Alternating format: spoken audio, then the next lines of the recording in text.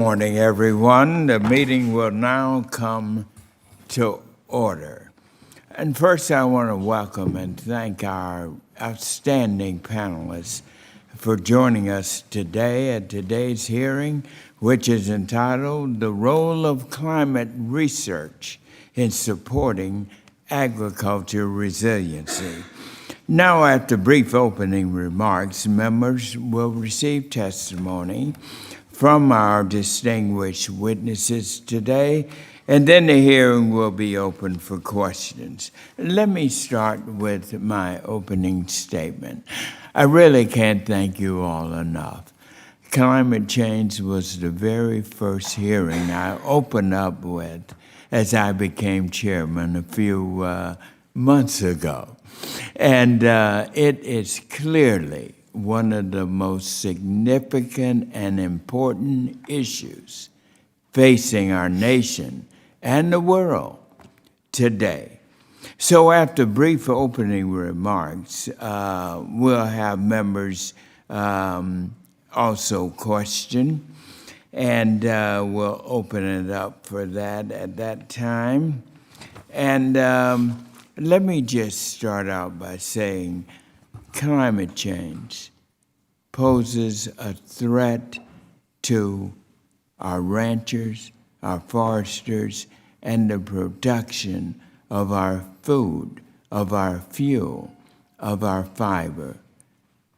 That means our food, our clothing, our shelter, and more, our fuel. So currently, many communities across the country are struggling with outstanding droughts, wildfires, and they are so pressing, as we've seen from various weather reports. The drastic changes in temperatures. And just leaving my home this morning and the news flashing, historically, all over this country, this is the hottest time that we've ever had at this time of the year. That's why this particular hearing is not only timely, but it is sent to us with a sense of urgency to deal with it, real involvement with research, with education and extension. These all play a critical role in both adaptation and our mitigation efforts. And I'm pleased that we have an exemplary research from our 1890 land-grant institutions here today to speak not only about our climate research, but also about how our 1890s are leading the way with cutting-edge research. And as many of you may know, this was a great inspiration for me to move just a few years ago to put together an historic scholarship program targeting our 1890s. And I'm proud to say that with the help of my Republican friends, we were able to get this scholarship program going with $80 million for student scholarships.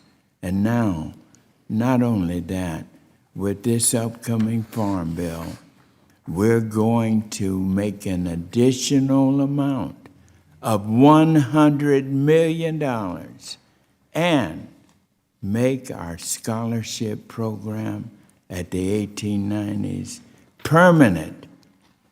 So for generations to come, we will have a legacy that stands forthright for our outstanding institutions. Our research institutions, which play an important role in developing our student leaders, our advocates, and supporting rigorous scientific analysis on issues related to community and agricultural resiliency, adaptation to climate change, and environmental and climate justice.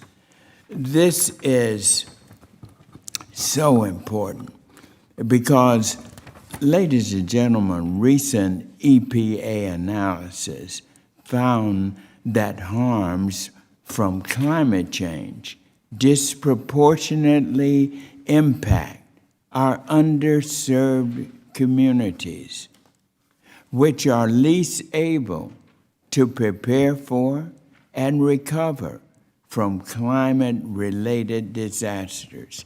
And also, today, we are all experiencing how these disruptions can impact the price and availability of products, given the global nature of our food and agriculture supply chains. So make no mistake about it. Changing weather patterns and increased natural disasters have and will continue to impact our food and agriculture system, and particularly our supply chains. And that is why research is so important. And that is why I'm so delighted that we have assembled this distinguished panel of researchers here today, so we can understand the challenges, test theories, build resiliency, develop solutions, and take advantage of opportunities. We must ensure that climate research is innovative, cutting edge, and revolutionary. But we must also ensure that it leads to practical and applicable solutions for our farmers, our ranchers, and our foresters. These are the ones that are on the front lines of climate change. Our research institutions are already doing this important work, and we must support them. Today's panel of witnesses has a wide range of experiences. Your backgrounds are absolutely remarkable, and a significant depth of knowledge that you all have, that you will share with us today, is so important. And we are very thankful that you have brought your expertise to the House Agriculture Committee today. And with that now, I'd like to turn it over to my distinguished friend, the gentleman from Pennsylvania, our hard-working ranking member. Thank you, Ray. Chairman, thank you so much. Good morning, everybody. And thank you to all of our witnesses that are participating today in this important discussion.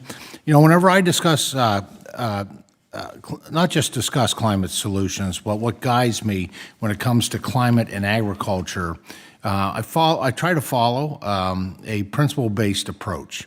And so I have 4 guiding principles that guide me in the work that I do when it comes to climate and agriculture, American agriculture. First and foremost, principle, climate policies need to benefit producers, our farmers, our ranchers, and our foresters primarily. Whatever we do when it comes to policy and climate and agriculture, they need to be the primary beneficiaries. They need to be rewarded for, quite frankly, what they're doing today and what they can do with more tools as we provide them for them in helping them increase production, efficiency, profitability. Second principle is you can't have a healthier environment without a healthier economy.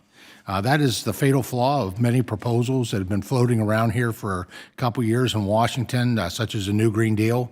If it would happen to be implemented, which would be unfortunate, it wouldn't last a year because it would crush the economy, and we know that you can't have a healthier environment without a healthier economy, and vice versa, actually. And the third principle is that we should truly be science-based and not political science. For too long, the climate discussion has been based in political science. We need to be a real science, as I like to say, according to God's law. And finally, the fourth principle is that we need to start with what we know works, and that's the Farm Bill's provisions. A lot, obviously, the conservation title, but there's other provisions within the Farm Bill as well that will contribute to that. Those are tools that help our farmers, our ranchers, and our foresters to be equipped with science, technology, innovation. I would put support for agricultural research, which is within the Farm Bill, as a part of those provisions. It helps helps farmers, ranchers, and foresters, American ones, achieve what they do. Now, these voluntary incentive-based programs and conservations have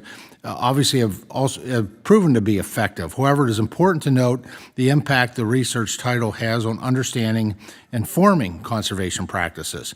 Since the 1940s, American agriculture has been able to increase production by 287%.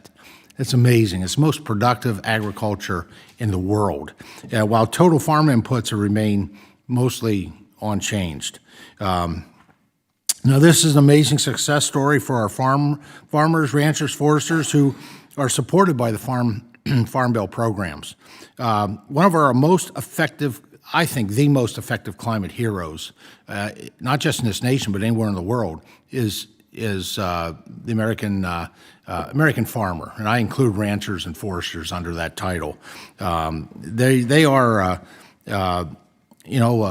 according to recent research, they have, under the title of Natural Land Solutions, sequestered 6.1 gigatons of carbon annually.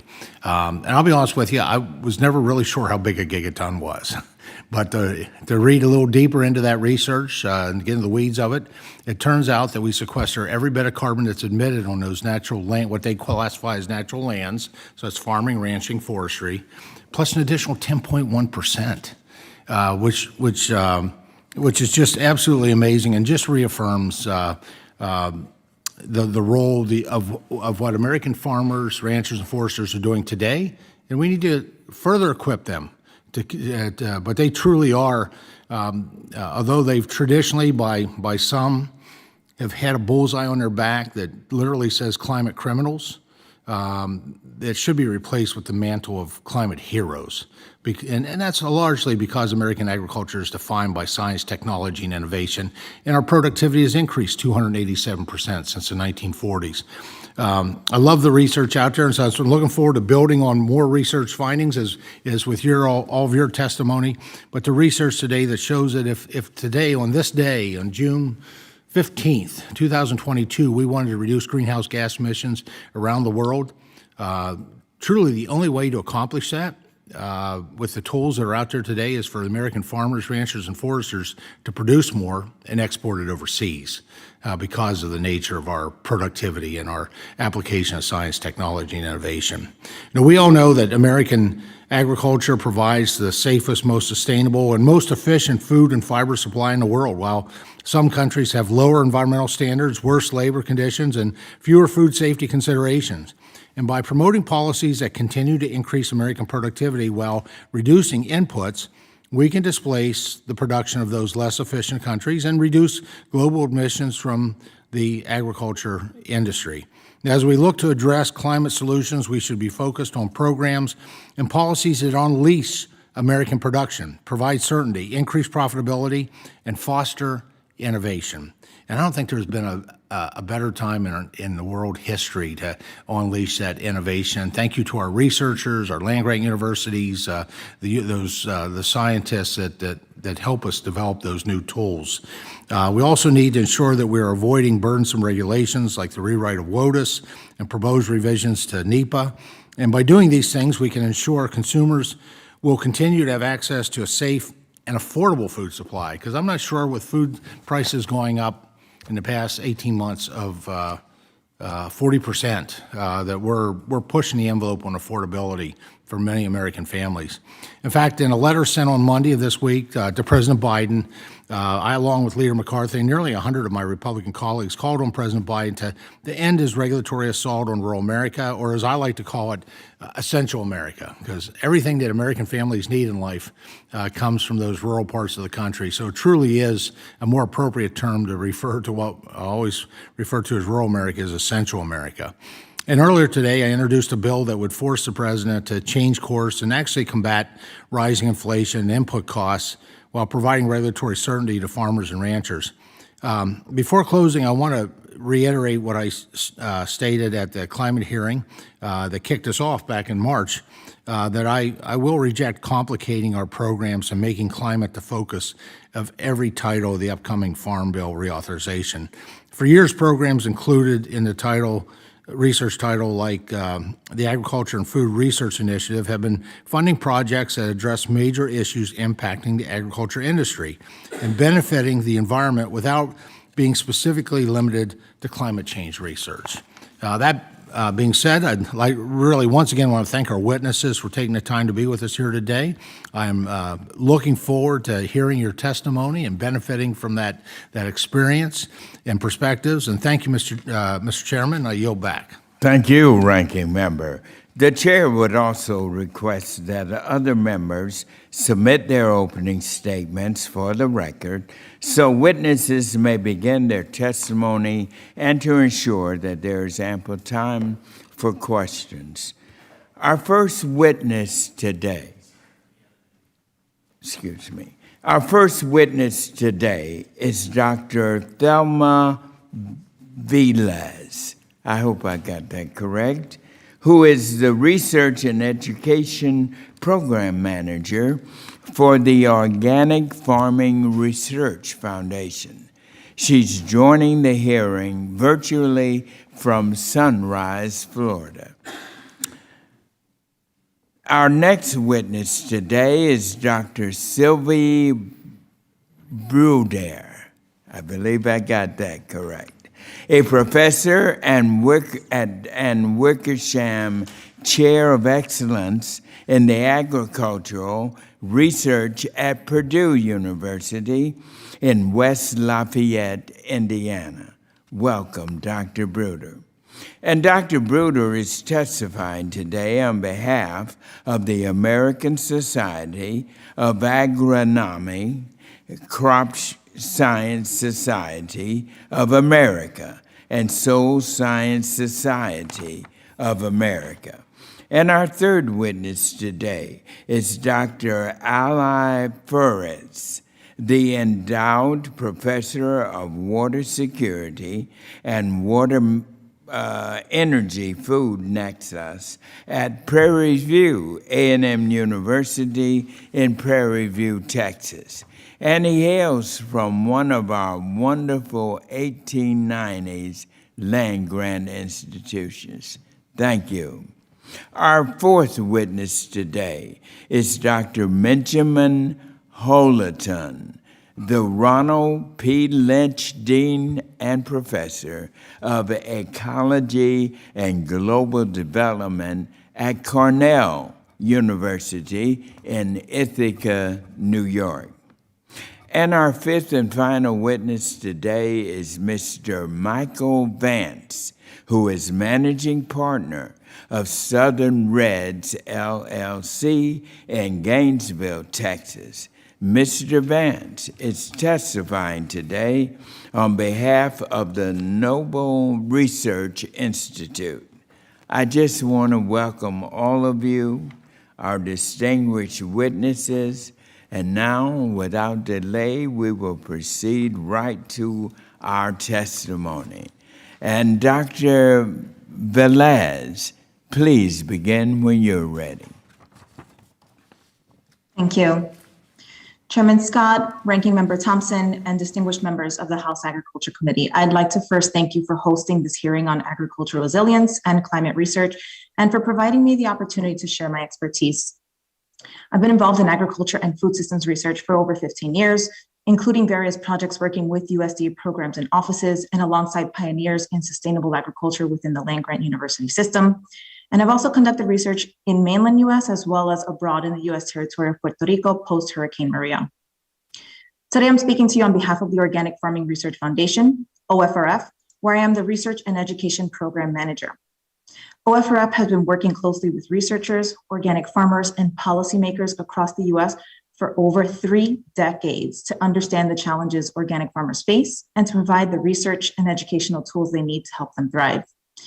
Our changing climate, the disruptions in weather patterns, whatever we'd like to call it, present new challenges for all of our farmers. Our recently published National Organic Research Agenda is a report where we surveyed all of the certified organic growers across the nation. We received responses from over 1,000 of them. Half of these, 52%, said that they were concerned with adapting to climate change. In listening sessions and focus groups, they discussed the unpredictable precipitation, temperature changes, increased flooding, prolonged periods of drought, and earlier and later frost dates. All of these challenges negatively impact the stability of US farms, which in turn does threaten our national security. Despite these challenges, we know that organic growers lead the nation when it comes to climate resilience and adaptation and mitigation. Organic farming is the original climate-smart agriculture. Organic growers regularly implement practices that build healthy, fertile soils, which are the foundation for resilience on a farm. For example, nearly 90% of organic farmers we surveyed plant cover crops regularly, compared to just 10% of conventional farmers. Other practices that organic growers lead the way in are diversified crop rotations, intercropping, green manures, all of which are research-backed methods to improve resilience and soil fertility. OFRF has spent the past 7 years specifically researching and reviewing the literature on organic soil health management as it relates to climate resilience and mitigation. We've carried out this work through grants and through a partnership agreement with USDA NIFA. There is extensive evidence indicating that organic production systems help build resilience in various ways. For example, organic agricultural systems have been found to decrease soil erosion, with soils under organic management having greater aggregate stability and water infiltration. In the case of extended drought, studies show that cover crops can reduce irrigation needs anywhere from 33 to 50%. At the higher end, that's when they're integrating strategies such as diversified rotation, reduced tillage, and compost use. And with respect to climate mitigation, research indicates that organic farming systems can sustain higher levels of soil organic carbon and have lower per acre greenhouse gas emissions than conventional systems. While the organic method has been shown to have great potential to contribute to these issues, we need more research to make widespread adoption possible. Currently, less than 1% of USDA's annual research budget is spent on organic production, while this is not aligned with the organic sector's market share of 6%.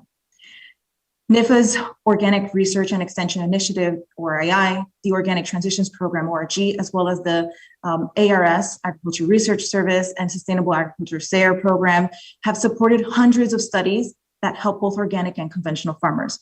But there's still more investment needed to help our farmers and ranchers implement the best practices specific to their operations and specific to their geographic regions and locales. Examples of this include breeding specifically like regionally adapted crop cultivars for organic systems, identifying the best cover cropping systems for those regions or commodities, as well as ideal times to terminate these cover crops to maximize benefits and soil health fertility. We also need to increase research on advanced rotational grazing systems and best strategies for integrating crop and livestock. One other additional area is research investment on organic nutrient management that reduces our reliance on external inputs, which we know is a challenge. In terms of recommendations, first, we believe it's crucial for Congress to recognize USDA certified organic agriculture as a climate smart and resilient system of production. Second, we believe it's imperative to increase funding for existing organic research programs such as OREI and ORG, and also integrate organic into other research programs across USDA's portfolio. We recommend expanding the amount of organic research happening within ARS, specifically expanding the work at the long-term agroecosystem research sites, the LTAR sites, including work underway at ARS Beltsville, and as well as the work being done at Salinas stations that can be models that can then be scaled out. Last, we'd like to recommend that cooperative extension be expanded upon. We know that it has been historically underfunded, and our National Organic Research Agenda shows that organic growers are struggling, and they specifically cited that they lack technical assistance and extension support because these individuals do not have organic specific knowledge. To conclude, we deeply appreciate the USDA's commitment to helping farmers build resilience and climate disruption. Thank you all for the great work that you have done so far and you continue to do. I welcome any questions the committee may have. And thank you, Dr. Velez. And now we will hear from Dr. Bruder. Chairman Scott, Ranking Member Thompson, and members of the committee, thank you for inviting me to speak today. I'm an agroecologist and past president of the American Society of Agronomy and speak on behalf of ASA's members and those of our sister societies, the Crops and Soil Science Societies. With more than 8,000 scientists from public and private sectors and over 13,000 certified crop advisors, we are the largest U.S. coalition of professionals dedicated to the agronomy, crop, and soil sciences. We have a formal collective commitment to climate resilience and to diversifying our reach. ASA is committed to facilitating science translation for action. Today, my focus is on challenges associated with achieving open and interoperable agricultural data to accelerate innovation for food security and resilience, and to address the urgent need for capacity development to enable data-driven agriculture. Achieving free open access to research data paves the way to equitable and inclusive solutions for all U.S. agricultural enterprises. Further, the quantity of data collected on farms is increasing exponentially. Harnessing these data for development of management recommendations is widely considered an untapped opportunity to leverage public research investments. Implementation of data-driven decision requires public-private data networks that feed on-farm data back into decision support tools and assist farmers in choosing which practices will have the most significant effect on their land. A large array of networks and repository initiatives are emerging to address infrastructure needs. These have potential to contribute to a solution, but at present they are not well coordinated, most do not yet have sustainable business models, and they use a variety of approaches to describe data. The key to ensuring interoperable, accessible data is the creation of an adherence to common metadata and data standards and easy-to-use workflows. Currently, this is a common challenge across many scientific domains that scientific leaders, including myself at ASA, are seeking strategies and resources to overcome.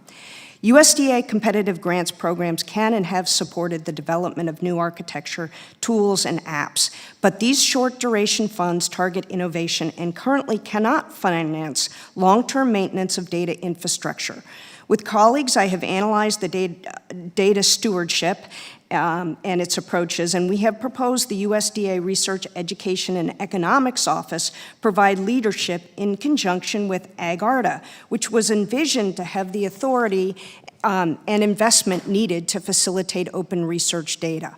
Full, robust, and sustained funding would position AgARDA to lead a partnership of agricultural data stakeholders in the development and implementation of infrastructure. There are a host of additional issues that must be addressed when considering access and use of private data. However, other sectors have clearly demonstrated that private and personal data can be secured and used without risk to the individual. Borrowing these strategies from a high-stakes sector like medicine would be a natural starting place for building farmer trust. Finally, significant quantities of relevant research already exist, yet practice adaptation at scale remains low. We urgently need new educational materials that accurately characterize on-farm benefits and a large new cohort of extension specialists and service providers skilled in communicating the need for and potential and uncertainties of climate-smart practices. NIFA currently has open calls related to capacity development, but the current investment level is too low to achieve sustained increased capacity. Our societies are currently seeking partners for capacity development and have vested our own resources to build a new platform for open delivery of climate-smart materials. Our first priority is to provide trusted, science-based information to address the confusion occurring on farms regarding the proliferation of carbon and ecosystem service markets. For content, we are drawing on the expertise of our members and the larger scientific community. We envision a scientific community where every person is able to achieve their professional potential, a vision accelerated by free access to both our science and data resources. Additionally, advancing data-driven solutions requires new formal undergraduate and graduate curricula that ensures students gain some understanding of data science and their use in agriculture and food systems research. In my experience, next-generation extension specialists require skills in the core methodologies of assessing data validity, unbiased synthesis of studies, and communicating scientific uncertainty. Reorienting traditional curricula to encompass data sciences creates the opportunity to recruit students with more diverse interests to the agricultural workforce. Thank you for the opportunity to testify before this panel. I look forward to addressing your questions and to the discussion. Thank you, Dr. Bruder. And now we will hear from Dr. Fariz. Good morning. Thank you, Chairman David Scott, Vice Chair Alma Adams, and Ranking Member Glenn Thompson for convening and inviting me to contribute to today's hearing. I'm Dr. Ali Faris, Endowed Professor of Water Security, Water, Food, Energy Nexus at Prairie View A&M University. I want to thank you for your sustained support to research in the land-grant institutions such as Prairie View A&M University and the 1890 Institution, specifically to allow us to train future leaders and professionals and conduct fundamental and applied research that addresses the needs of the over 8 million limited resource farmers, ranchers, and community members in Texas through multiple funding programs, including the 2018 Farm Bill. These rural and urban communities have been one of the most impacted portion of the society by climate change.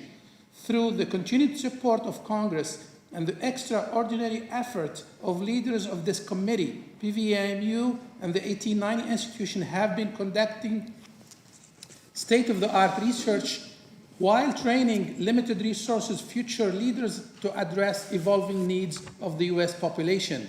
The 1890 Institution have several active climate research projects.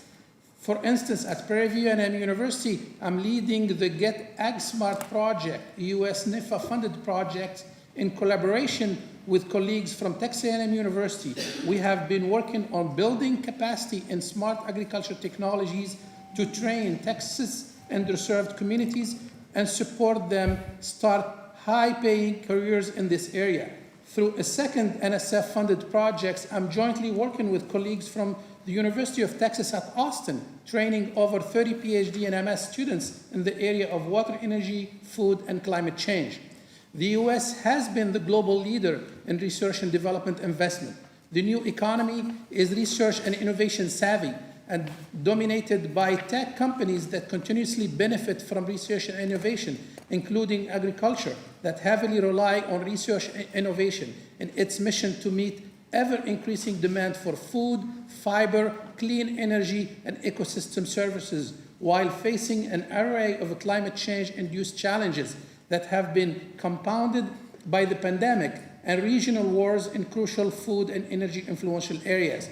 The climate change crisis offers opportunity for research and innovation in agriculture, energy, and related sector to support the new economy with different infrastructure, workforce skills, financial tools, and governance.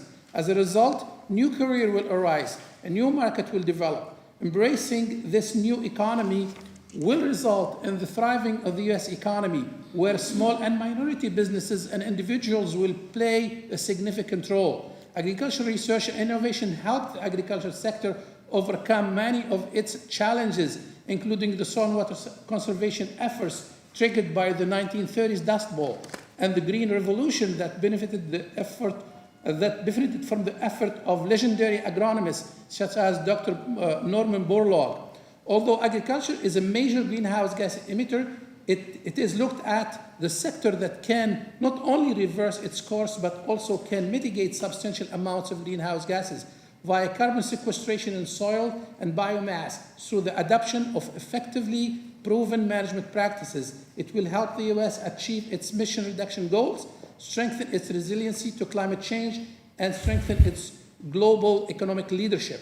The U.S. NIFA and other institutions enumerated several climate research needs that require several actions to help the agricultural sector address climate change crisis via a joint mitigation and adaptation approach. However, I'm going to highlight a few that deemed relevant to the 1890 Institution and limited resource farms and community.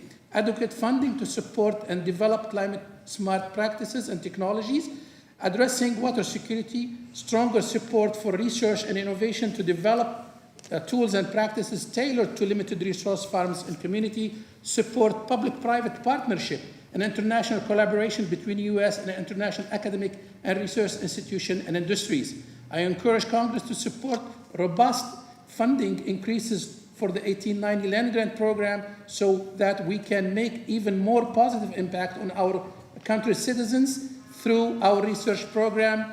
We will better able to address specific climate change needs of the underserved communities.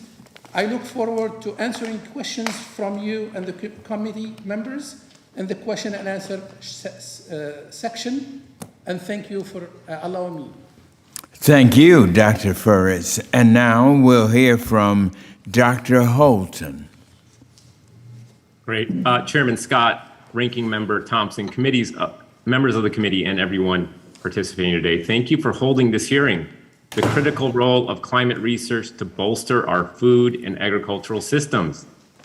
I'm grateful for this invitation to present on a topic which does two things. It keeps me up at night and it gets me out of bed in the morning, if that's possible. My name is Benjamin Holton. I am the Ronald P. Lynch Dean of the Cornell University College of Agriculture and Life Sciences. At Cornell, I hold appointments as professor of ecology and evolutionary biology and as a professor of global development. For nearly 2 decades, I've been working on modeling the global environment and understanding climate change and its influence on society. For the past decade, I've been working explicitly with farmers, ranchers, indigenous tribes, and other partners on solutions for carbon dioxide removal, which is critical to bending the warming curve. This includes launching over 100 acres of farmland carbon sequestration projects to improve crop yields and create new financial markets for farmers, ranchers, and industry. And I am scientific founder of a new soil carbon startup business. All views expressed in this statement are my own. My main message today is this: agriculture can be a powerful weapon in the battle against climate change. But we need to think about the opportunity. We need a human genome level type investment in research and development to realize the opportunities for U.S. agriculture to take on climate leadership. In my opening remarks, I'll make 3 points. First, as we've heard, U.S. agriculture is the best in the world. From 1977 to 2007, the World Resources Institute estimates that increased efficiencies in U.S. agriculture have led to a 16% reduction in greenhouse gas emissions per pound of beef produced in the U.S. Recent studies estimate that gains in livestock and crop productivity have increased by about 30% from 1997 to 2017, while increasing greenhouse gas emissions by only 7%. It's important to celebrate these advancements and recognize we can do even more to cut emissions, given that agriculture is currently around 11% of total emissions in the United States. My second point, we are already witnessing the devastating impacts of climate change on food production in the US and worldwide. Despite what my 16-year-old daughter likes to believe, food does not come from DoorDash. It comes from very hardworking producers and growers who continue to battle heat waves, droughts, flooding, pests, and pathogens. Cornell research has shown that we've experienced a 20% reduction in grain yields in the United States due to climate change. That's 7 years of productivity, and these losses could double by 2050. So we needed significant investments in research infrastructure and farming communities to curb additional productivity losses. Third, net zero or net negative operations are in reach for farmers and producers, creating new jobs, new careers, and new forms of revenue. Some of the most promising technologies coming from research and innovation include anaerobic digesters that are converting manure into electricity, no-till and cover cropping practices to increase carbon sequestration and improve soil health, agroforestry to sequester carbon and assist in flooding, soil amendments such as biochar, rock dust, and composted food green waste, and manure, which can collectively sequester perhaps 1 billion tons of carbon in U.S. agriculture, and new fertilizer technologies that slowly release nitrogen to cut emissions. In addition, we should be thinking about game-changing approaches in synthetic biology to boost photosynthesis in crops, the deployment of digital agriculture and AI, and new feed additives to cut methane from cow burps, offering promising suites of solutions for cutting-edge research and innovation.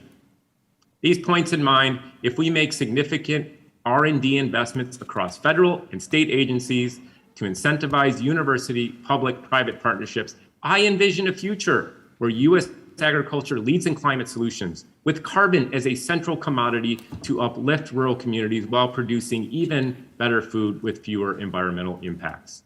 Given what we are witnessing today, we know these investments are essential for the U.S. to maintain a competitive advantage from the economic, human health, and food security perspective. Thank you. Thank you, Dr. Holton. And now, our final witness, Mr. Vance. You are now recognized. Chairman Scott, Ranking Member Thompson, distinguished members of the committee, thank you for this opportunity to offer testimony in collaboration with Noble Research Institute regarding the role of research in supporting agricultural resiliency.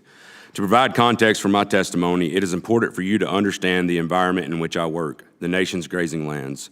Grazing lands are one of America's greatest natural resources. They account for more than 650 million acres and represent roughly 41% of the continental U.S. They contribute more than $70 billion annually to the U.S. economy by supporting over 60 million head of cattle and almost 10 million sheep. To sustain agricultural production along with nationwide food security, grazing lands must be properly conserved and managed. This management starts below our feet with soil health, which is the foundation of our operations. The ecological function of these lands begins and ends with soil organic carbon. Soil carbon directly contributes to decreased erosion, improved drought tolerance, vigorous plant root growth, decreased need for synthetic fertilizers, and improved water quality. Unfortunately, the Green Revolution that began in the 1950s was premised on an oversimplification of a complex biological system. It applied a one-size-fits-all approach to increase production.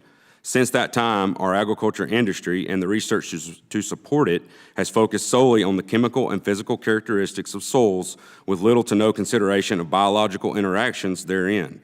The consequence has been an ongoing degradation of our soil. Over the last 60 years, this approach to agriculture has resulted in a loss of more than 50% of our nation's soil carbon. Our soils today have diminished water holding capacity, are more susceptible to erosion, and are dramatically less productive. In response to these circumstances, I, as well as many other like-minded producers, have abandoned what are now referred to as conventional agricultural processes. We learned the hard way that these practices are too reliant on expensive inputs such as herbicides, fuel, and fertilizer. This is neither ecologically nor economically sustainable. Alternatively, we have adopted a regenerative approach of working with nature by following 6 soil health principles. They include understanding our context, armoring our soil, minimizing soil disturbance, increasing biological diversity, keeping living roots in the ground all year, and most importantly, properly integrating livestock. Grazing lands evolved with animal populations equal to or exceeding modern livestock populations. The fertile grasslands and rich soils of this country emerged in part due to the seasonal migrations of enormous herds of antelope, elk, and bison. These lands benefited from the impact of animals browsing, grazing, trampling, and recycling nutrients through saliva and urine and manure. Their grazing and movement patterns created a natural disturbance benefiting the soil, plants, and the ecological processes. This is the same process regenerative ranchers like myself are successfully recreating today. In doing so, we are restoring our soil health, increasing our production efficiency, and restoring profitability to our operations. We are accomplishing this while supplying our growing nation with a healthy, nutritious, and enjoyable protein supply. These are complex ecological systems. The impact of a changing climate on our agricultural productivity is equally as complex. Research is needed to enhance our understanding of these complexities. Unfortunately, the academic research standard of replicated short-term or reductionary studies is ill-suited to address these issues.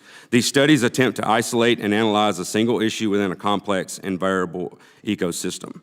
This scientific approach cannot account for the ever-changing environment facing our farmers and ranchers. We need a new and different approach to agricultural research that transcends the normative boundaries of academia. We need researchers who are willing to partner with producers like my family and so many others who manage their production systems as an entire ecosystem so that we can better implement new conservation practices without damaging our long-term profitability. But even further, we need research to assist us in addressing changing consumer needs, volatile weather patterns, serving local markets, and managing socioeconomic well-being and resilience in rural America. This is not a classical agricultural research portfolio, research found in current government-funded programs, or research focused solely on climate issues. To be successful, research programs must focus on outcomes that drive long-term, sustainable agricultural productivity while simultaneously enhancing the economic viability of the producer in an ever-changing environment. There can be no sustainable food supply in this great nation without having profitable producers working on regenerated soils. Thank you, and I look forward to your questions. Thank you. Excuse me. And thank each of you for your very informative testimonies. Let me now open it up to questions. Excuse me.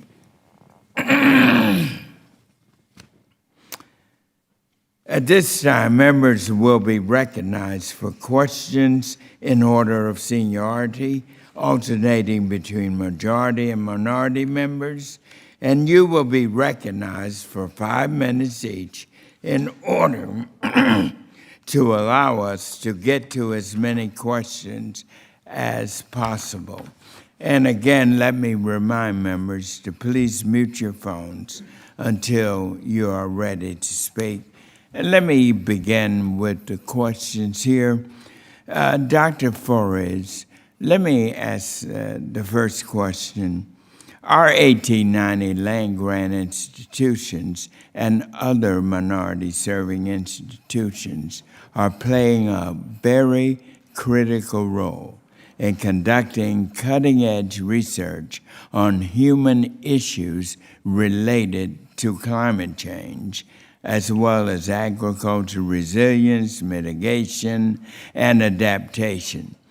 And you are a leader at one of our 1890s, a very significant and important school, Prairie View A&M University. Among 1890 land-grant institutions and other institutions, what is it that you believe is needed most to support the evolving needs in climate research? Thank you, Chairman Scott, for the question.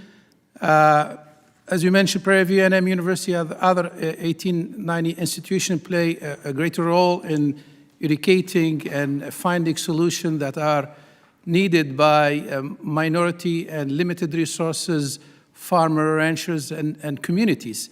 As I stated in my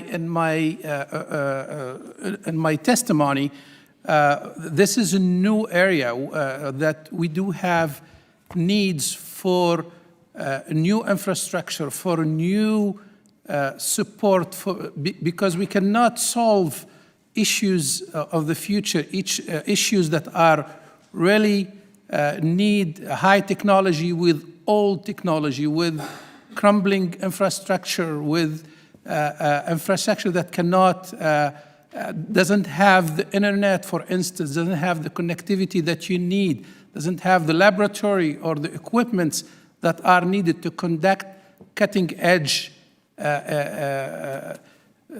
research and finding solutions.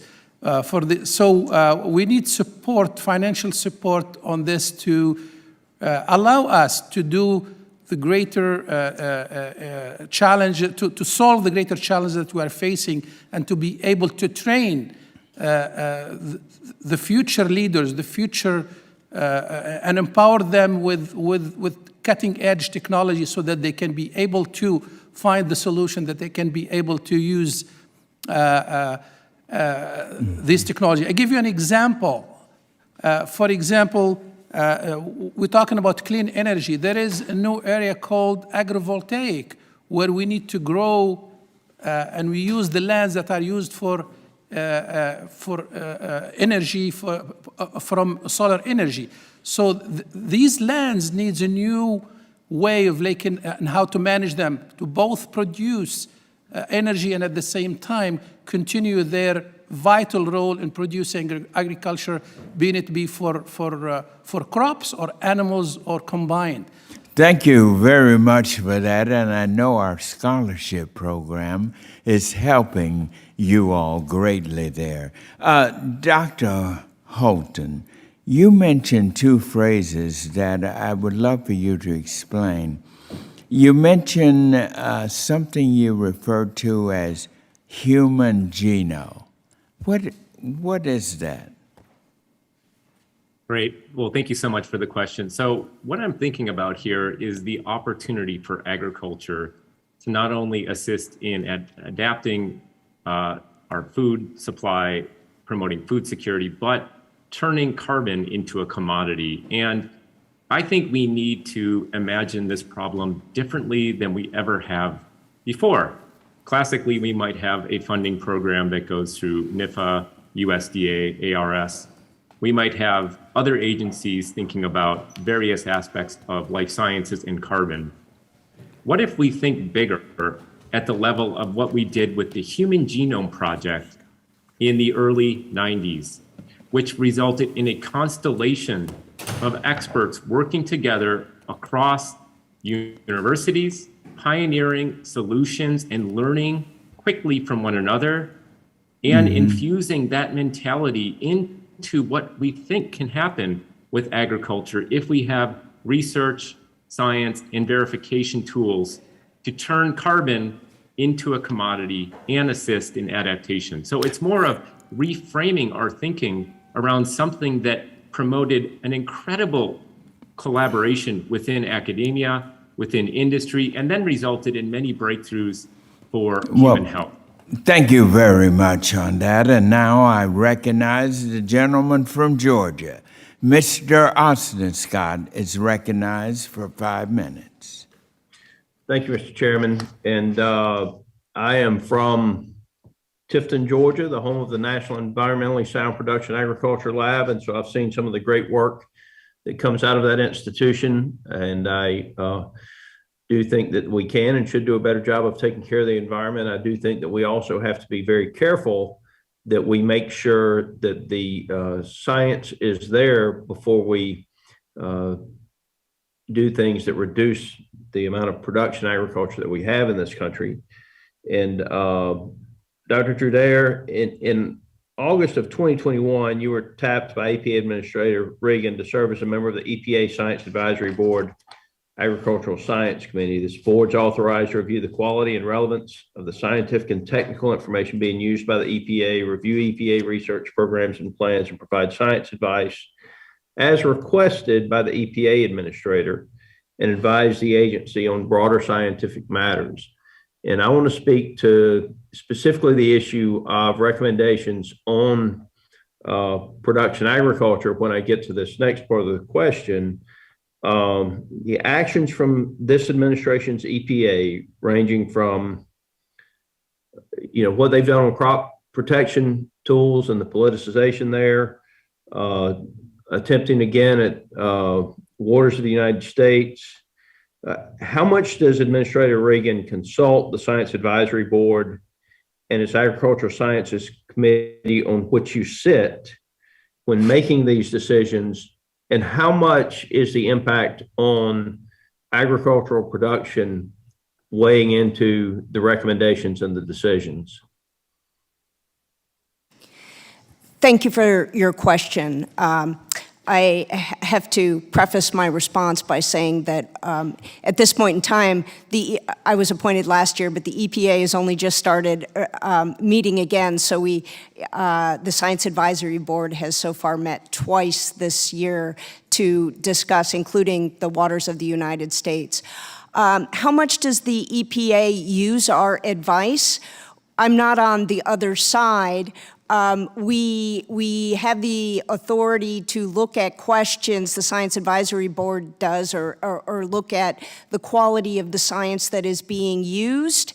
And we do a fairly rigorous job. If there is a need for a subcommittee to assess the science, we will convene a subcommittee. Upcoming, it's not yet, we haven't convened our first one, but there's going to be a series of meetings concerning biosolids applications to land applications, including to agricultural lands, and I'll be chairing that subcommittee. And we will be looking very hard at the science, and our job is simply to say what the science says and whether or not the science supports a policy or a strategy that the EPA wants to pursue. They are not required to take our advice, but from my perspective, they are very appreciative of the analyses we provide them. Ms. Berdare, thank you for your testimony there, but you've only met twice in the last how many months? We've met for two multi-day sessions, Okay. one in March and one 2 weeks ago. And have you provided any recommendations to the EPA? We have provided review of, this is, I am again just reappointed, so there was an ongoing group of people, but we just provided information on the redefinition of waters of the United States, as well as their strategy for environmental justice that would be across in their risk assessment programs, in their environmental risk assessment programs. Would you provide that to the committee? I'd like to see what what your committee provided to the EPA. And I want to say this. There's certain practices like no-till that I think virtually all of us agree are good for the environment and are compatible with production agriculture and good yields. But those practices require certain chemicals be used, and when you have one agency saying, or court saying, we're going to take Roundup and dicamba off of the market, that impacts the ability to use no-till production practices, and the lack of coordination among the agencies, I think, is a threat to our food supply in this country and production agriculture. And it's something where I think the committee is going to have to work together to make sure that there's a cohesive strategy that is good for the economy and good for the environment, I should say, and good for production agriculture. And I'm concerned that that lack of cohesiveness is going to reduce ag production in this country. Yes. Thank you, Mr. Scott. And now I recognize the gentleman from California, Mr. Costa, who is also the chair of the Subcommittee on Livestock and Foreign Agriculture, is now recognized for 5 minutes. Well, thank you, Mr. Chairman, and I think it's appropriate that you have set the tone this morning with the role of climate research in supporting agricultural resiliency as we look toward setting the table for next year's Farm Bill reauthorization.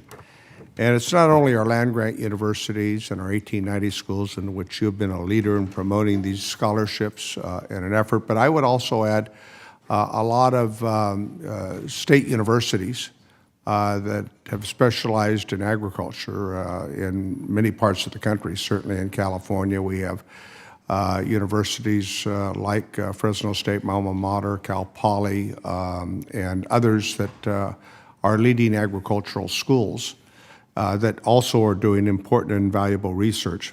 I think the challenge here as a third-generation farmer, as I look at it, is notwithstanding the remarkable progress that we've made in looking at agriculture, American agriculture, contributing to reducing our CO2 footprint and our resiliency as it relates to the impacts of our climate. Certainly in the West, in California, extreme droughts, fires, and a host of other natural occurring events that are changing how we work, how we operate, we have to be mindful of. But I think it all comes down to sustainability. Farmers, ranchers, dairymen, and women have been for generations practicing sustainability. And at the end of the day, that's going to determine how we do it in a way that economically makes sense. Mr. Holton, you talked about the genome example. I think, frankly, a lot of good research needs to be done. I think in the next Farm Bill, we need to add on how we can enhance the efforts of this public-private partnership between our educational institutions and our farming efforts on a regional basis. I think what's lacking is an overall plan on how this all fits together with goals that are obtainable in the next 5 years and in the next 10 years that are based on good, sound science and economically capable to work. Let me give you an example. In the California dairy industry, which produces 20% of all the milk products in America, we have taken, I think, tremendous steps. It includes 1.7 million dairy cows, only 4% of the state's total greenhouse emission. And that's in part because dairy farmers in California, through efforts to reduce methane through investments and innovation, according to a 2020 study published in the Journal of Dairy Science Greenhouse, we've been able to produce per gallon of milk more and decreased our emissions by 45%.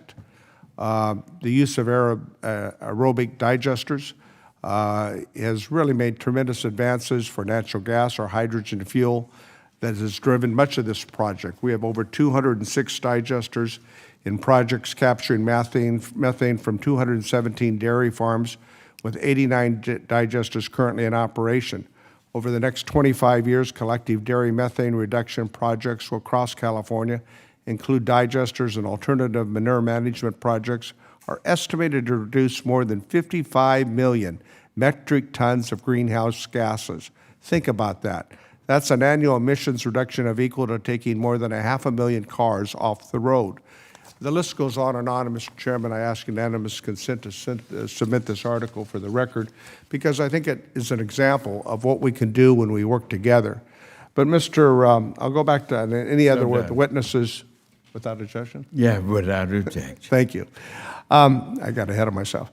But Mr. Holton, since you talked about the Genome Project, how do we connect this all together, this research and academia, this application to the private sector of American agriculture, with goals that are obtainable in the short term and the long term that will lead us to the sustainability level that is so critical?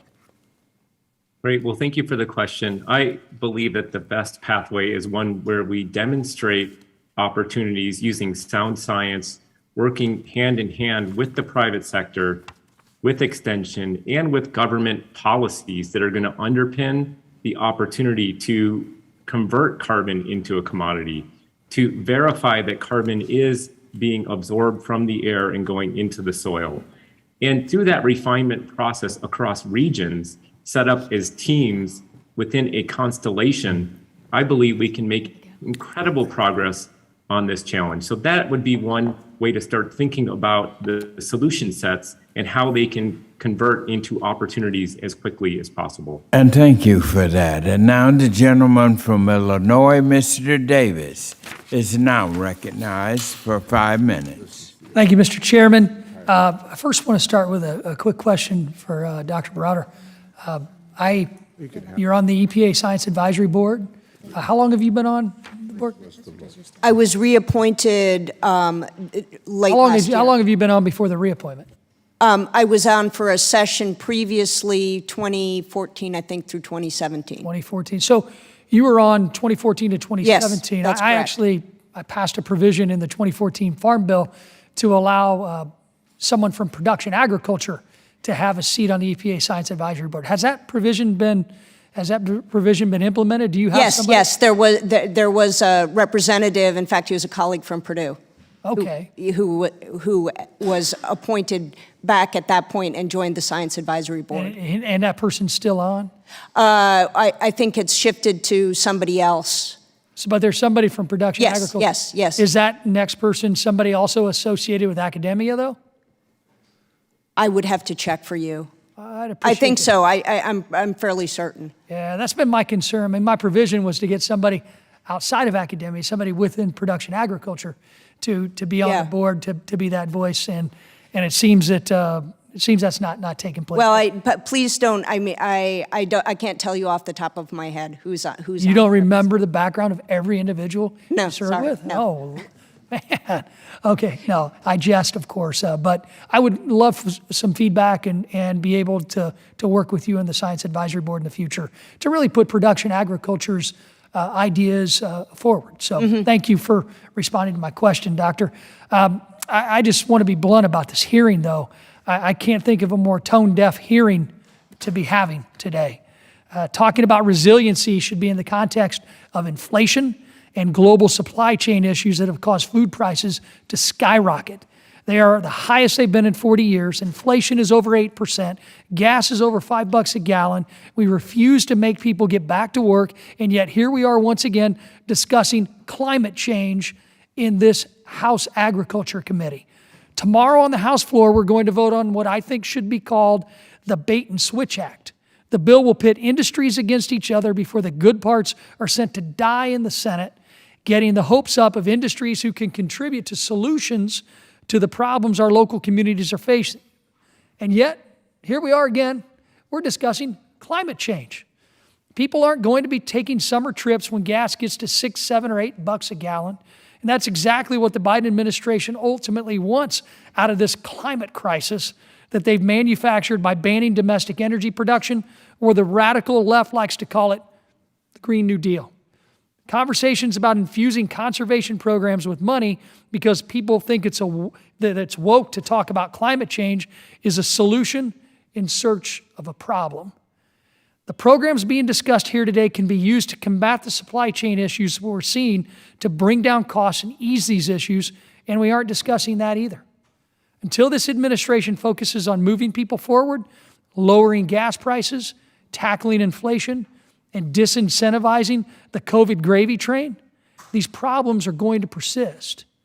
And I think any of our constituents would say that's a much more serious threat to them, their families, and their communities than a climate crisis. Mr. Chair, thank you, and I yield back. The gentlewoman from North Carolina, Miss Adams, who is also the vice chair of the Committee on Agriculture, is now recognized for 5 minutes. Thank you, Mr. Chairman. Thank you, Ranking Member Thompson, for hosting the hearing, and as well to our witnesses. We appreciate your input as well. Dr. Ferris, I know that you are from a small county in North Africa that has one of the few self-sufficient agricultural sectors on the continent. And so I want to take a moment to note the diverse and specialized expertise you have to offer the 1890 institutions. Just yesterday, USDA signed a memorandum of understanding with the 1890s President's Council to reaffirm and commit to opportunities for, land grant HBCUs. So Dr. Ferris, through the MOU, what actions can USDA take to support 1890s that have tackled major agricultural challenges? Thank you. Thank you, Vice Chair Alma Adams. I appreciate the question, and thank you for recognizing Tunisia, where I come from originally, 35 years ago.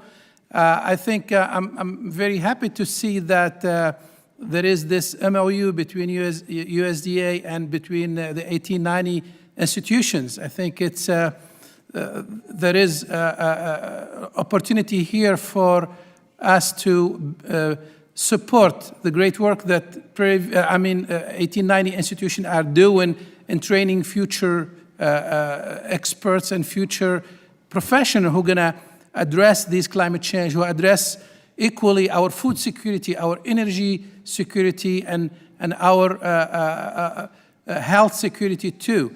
So opportunities are helping us with our, as I mentioned, infrastructure, helping us to support more funding for our research. Center of Excellence, for instance, in climate and related area.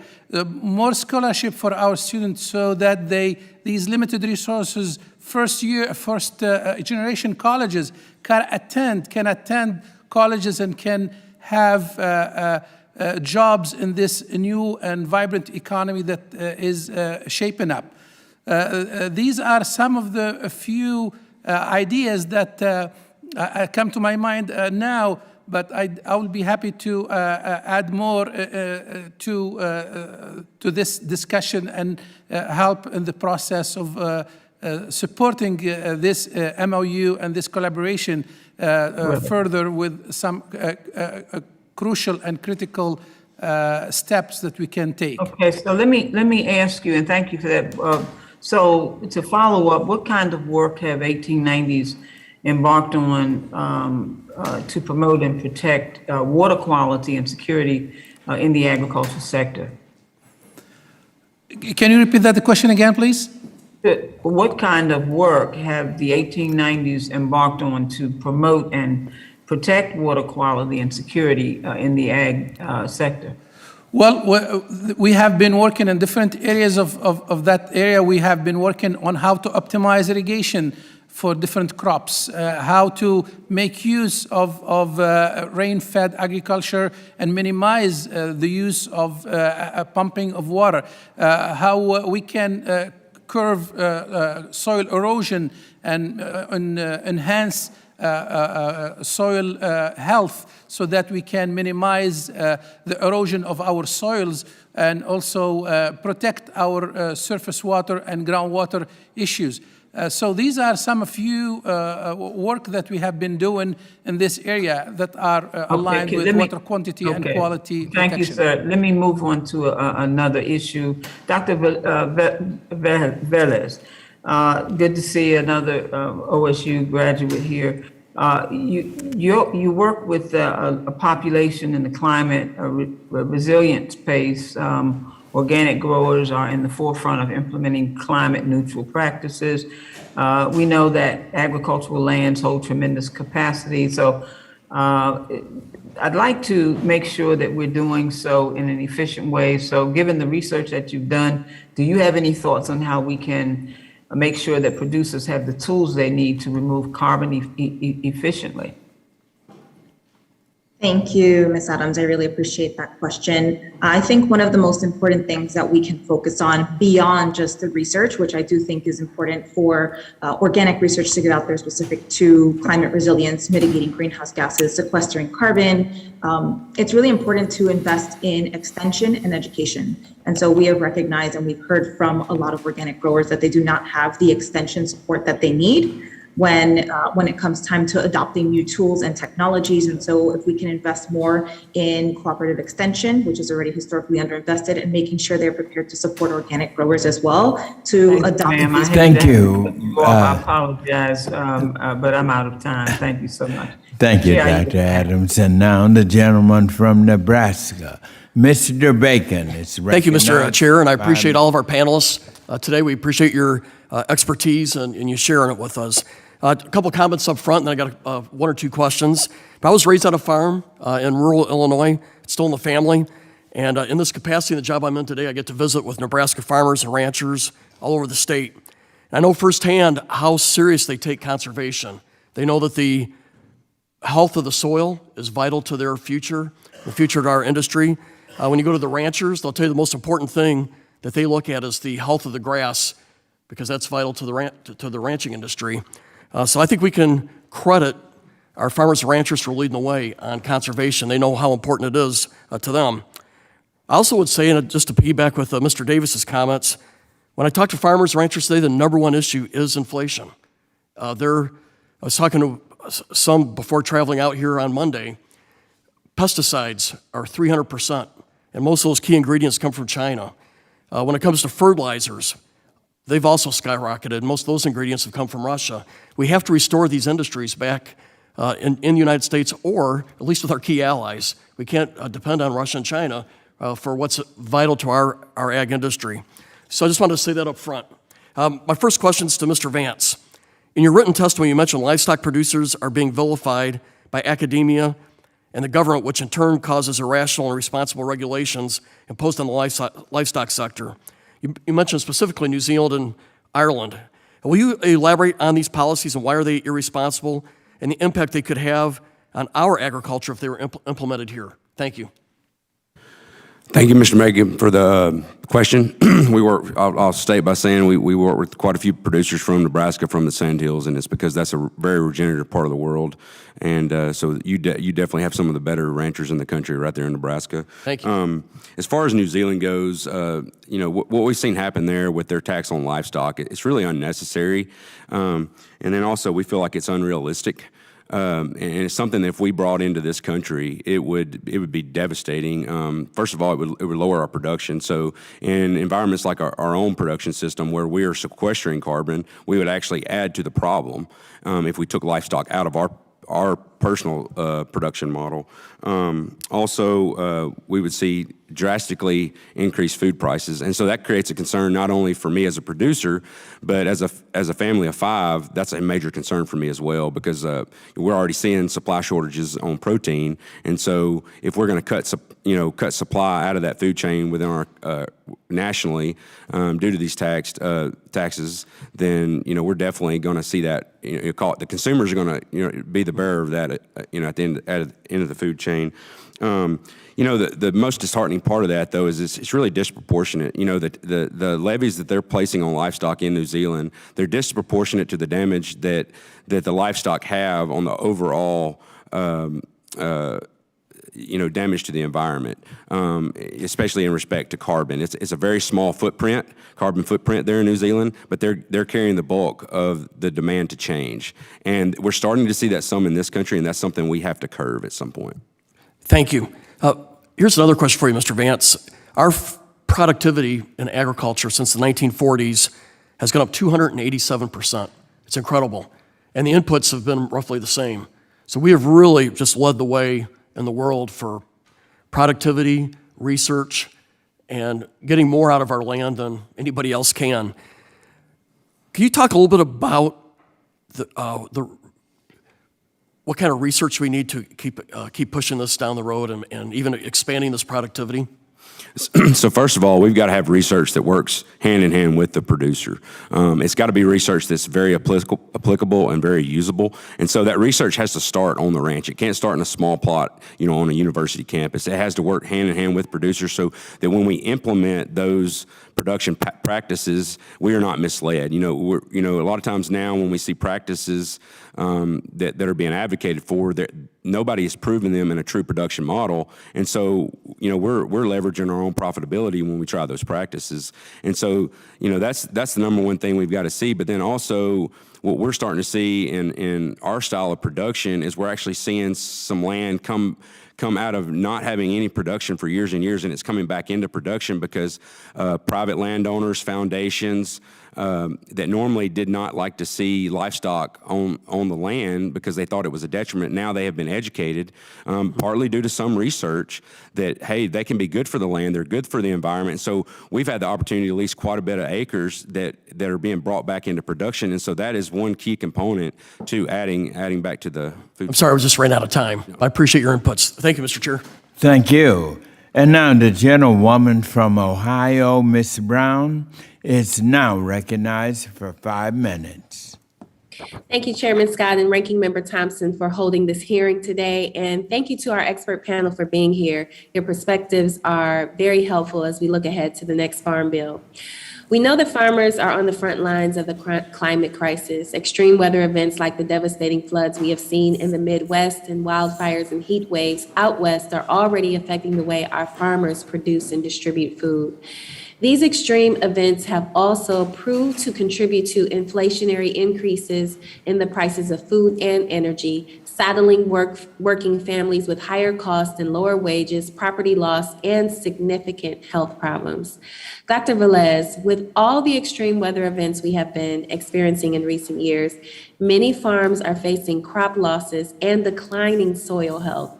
How can sustainable and climate-smart farming practices help farmers and ranchers improve their resilience and reduce risk?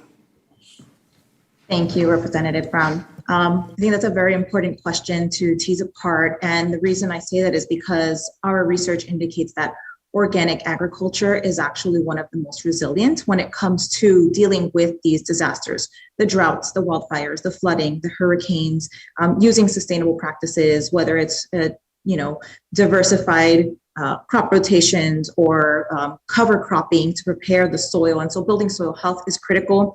At a fundamental level, organic agriculture is focused on building soil health and restricting, the harsh agrochemicals that harm soil biota. As Mr. Vance said, soil biology is critical to that stability, and making sure that we improve the soil is going to be what makes these farms more resilient to these disasters. And so organic agriculture does result in higher yields even after extreme environmental stresses. Well, thank you for that. I want to switch to the livestock perspective. Mr. Vance, what USDA conservation programs have you participated in, and do you think they have encouraged your operation to be more resilient? So currently, I do not participate in very many of the conservation programs just because of the way we're set up. But I think there's quite a few programs that are very helpful out there. One being the implementation of cover crops and cost share on cover crops has been very instrumental, especially in row crop operations. Some of these practices we're not eligible for because we were kind of early on innovators with these practices, and so that I would say that's one thing I'd like to see change is some of the ones that were early innovators. We haven't really been rewarded by being able to cost share going forward because we had already adopted those practices. But I would definitely say that's one of the largest programs that we like to see. Cross fencing is another one. It's very helpful as far as allowing a soil and forages to rest. And then third, definitely some of the programs they have to slow soil erosion are very vital to our areas. Well, thank you very much, and I appreciate your responses, and I'm pleased to see that the Department of Agriculture, as well as my colleagues on the committee, have been so committed to encouraging and incentivizing producers to take part in climate-smart farming practices. So I look forward to working on more of these issues with more of my colleagues, and with that, Mr. Chairman, I yield back. Thank you, Ms. Brown. And now the gentleman from Iowa, Mr. Frenstra, is recognized for 5 minutes. Thank you, Chairman Scott and Ranking Member Thompson. We have seen how agricultural productivity and efficiency can be enhanced through scientific research and applications of new technologies. An example from my district being Iowa State's Digital Ag, which specializes in developing new technologies to improve agricultural practices. Digital agriculture and data analytics can help improve the resiliency in the agricultural sector and can help farmers make informed decisions about how to best protect their soil, manage nutrients, and select crop varieties, all of which are vital to food production and the efficiency of producers. So my question first to Dr. Bruder, if we look at the 2023 Farm Bill, how can we connect the dots from academia, research academia, to actually producers? What do we need to do in the Farm Bill to make this happen? Thank you for that question.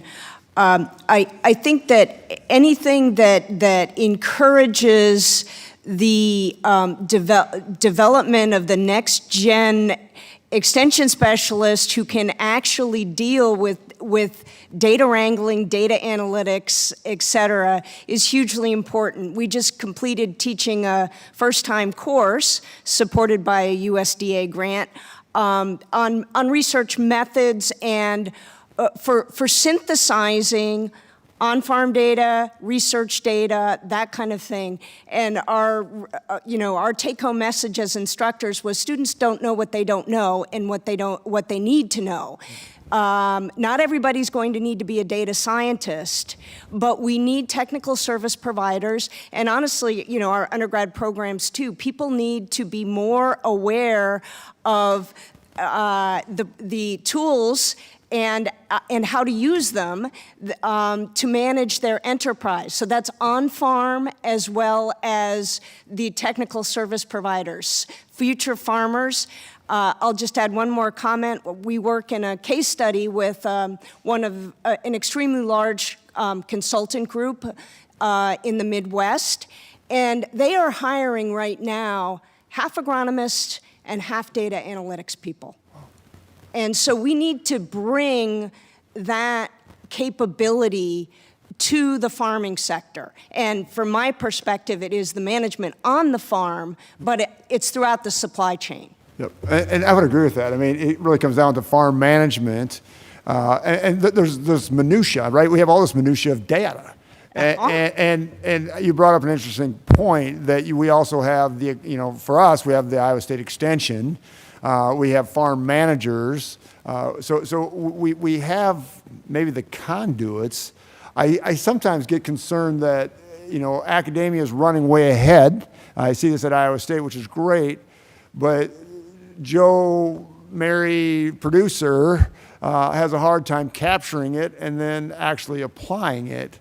And I think there's something missing. And I don't know, I just look at the Farm Bill, if there needs to be some incentivization or what can be done to connect the dots. I think it's the synthesis, and that includes the synthesis of research data. We recognize the problem of what we call small science and research, where you have small studies. But when you bring together data streams from on-farm with research data, you have an opportunity, especially with new tools in AI, machine learning, to really advance our understanding of what we need to manage and how to go about it. Yes, and I'll go a step further. So now with precision farming, to help the environment is just amazing. What we can do to figure out, okay, how much fertilizer we need to put on, how deep our soil goes, that increases production, knifing in fertilizer. There's just so many things that are happening currently in the farming arena for conservation and protection of the environment. And now I look at the Farm Bill and say, okay, these farmers get it. They get it because of the efficiency part of it, but they also understand that it's good for the soil. Just last comment to you, is there anything that we can do to connect those dots of saying, to incentivize the farmer for more conservation, or to say, hey, you've done great conservation practice, what else can we do to help them? I'm not sure I can answer that quickly. What else can we do to help them? Well, I think it's both the access to expertise and their own tools on the farm, so that they don't have to spend as much time as people are spending right now trying to deal with their data. Yep. There's a lot of unused data out there on farm. Yes, thank you so much. And thank you very much, Mr. Frentzler. And now the gentleman from Illinois, Mr. Rush, is now recognized for 5 minutes. I want to thank you, Mr. Chairman, for this hearing, and I want to thank all of our witnesses for appearing before us today. This question, Mr. Chairman, is for each of our witnesses if they care to answer. I represent the south side of Chicago, and the vast majority of my district is urban. And according to the most recent census, over 80% of Americans live in urban areas. So as we approach this all hands on deck moment for research into the interaction between climate and agriculture, what research is happening today into how urban agriculture, some form of urban agriculture, can help to reduce the carbon footprint of our nation's farming enterprises? And what role, if there is any, for researchers into the area of urban ag? And I would ask that question to any of our witnesses. I'm happy to jump in. Thank you so much for that question. So I'll talk about some of the programs we are operating through in New York State. Through Cornell Cooperative Extension, we have 4 members of a team who are focused entirely on urban agriculture in New York City, and we have an additional team through our associations in Buffalo, among many other communities. They are focused on this question: how do you grow soil in a way that brings about local community resilience, nutrition, and food sovereignty? So that is something that is incredibly important to continue to do, not only from a food security perspective, but also from a justice and equity perspective. Second, we are also working in controlled environment agriculture in some of these communities, because there are new innovations in businesses that are emerging through the ability to grow food in indoor operations, which is critical also to thinking about urban societies as they develop because of their food needs and the challenges of climate that are happening and harming our ability to continue to grow food. Is anyone, any other witness want to jump in on this? Yes. I'd like to speak to yes, the, Congressman. Yes. Oh, go ahead, please. Thank you. Yes, Mr. Rush, I wanted to speak to the important work that's being done both within the organic sector and also just within urban agriculture in general. And I know that a lot of the urban agriculture space is really focused on sustainability and sequestering carbon. And of course, it is at a smaller scale. However, these projects, for example, throughout, again, Chicago, and then extremely urban areas, Detroit Black Farmers Association, there's a lot of organizations that are working to build soil health, nutrient management. They are working to suppress weeds. They are working to make sure that their communities have access to food that is safe, and also contributing to the environment in positive ways. And many of them are practicing organic agriculture to do so. Anyone else? Yes, I'd like to share with you some of our work that has been done by Prairie View A&M University and Texas A&M University System. There is an initiative called Houston Healthy Initiative that is funded by a grant from the Texas A&M University System and also Prairie View A&M University System to address a critical issue facing minorities and African American in the Houston area, what we call food desert, where people don't have access to fresh food, don't have access to fresh produce. So connecting them back with their food, helping them raise their own food, their fresh food, so they can be healthy and they can stay outside of the doctor's offices. Also connect them by helping minimizing carbon emission, because one of the more important thing in carbon is the transportation of the produce. So if they can produce it locally, if they can, so that reduces in that. So there are. This is an initiative where we can help achieve several things in addition to food security, health security, and other important things, especially for minority and limited resources communities. And thank you, Mr. Rush. Very good question and very good responses from our panelists. And now, gentleman from Arkansas, Mr. Crawford, is recognized for 5 minutes. Thank you, Mr. Chairman, and thank you all for being here today. Mr. Vance, I want to direct this question to you. Farmers are inherently market responsive. I think they have to be. I think environmentally sensitive. I think they have to be. Sustainability to me is not just about the environment. It's also about the economic conditions that are necessary for them to be sustainable over time. Many of the practices that are employed and their investments made in their operations aren't necessarily manifest in a positive way on the balance sheet. And so my question is, how do we create more value for the farmer and ideas like, for example, low-carbon grain? How do you certify low-carbon grain? Is there a market for it? Much like you see in the protein sector where you have grass-fed beef that commands a premium in the marketplace. Certified organic is another label where consumers can make that choice to upgrade if they want to, and that's manifest to the producer. The other question I have is, how do we turn data into a revenue stream? An additional commodity to what they're already producing. These are the things that I think that we're going to have to incentivize farmers to be able to avail themselves of if they're going to be sustainable, not just environmentally, but economically. And on the environmental front, I mean, look, we've been doing conservation tillage for decades. That was not as much environmentally driven as it was economically driven, but now it fits really well with an environmental sustainability program, and I'm just wondering how we capitalize on this to make it profitable and not just a feel-good initiative.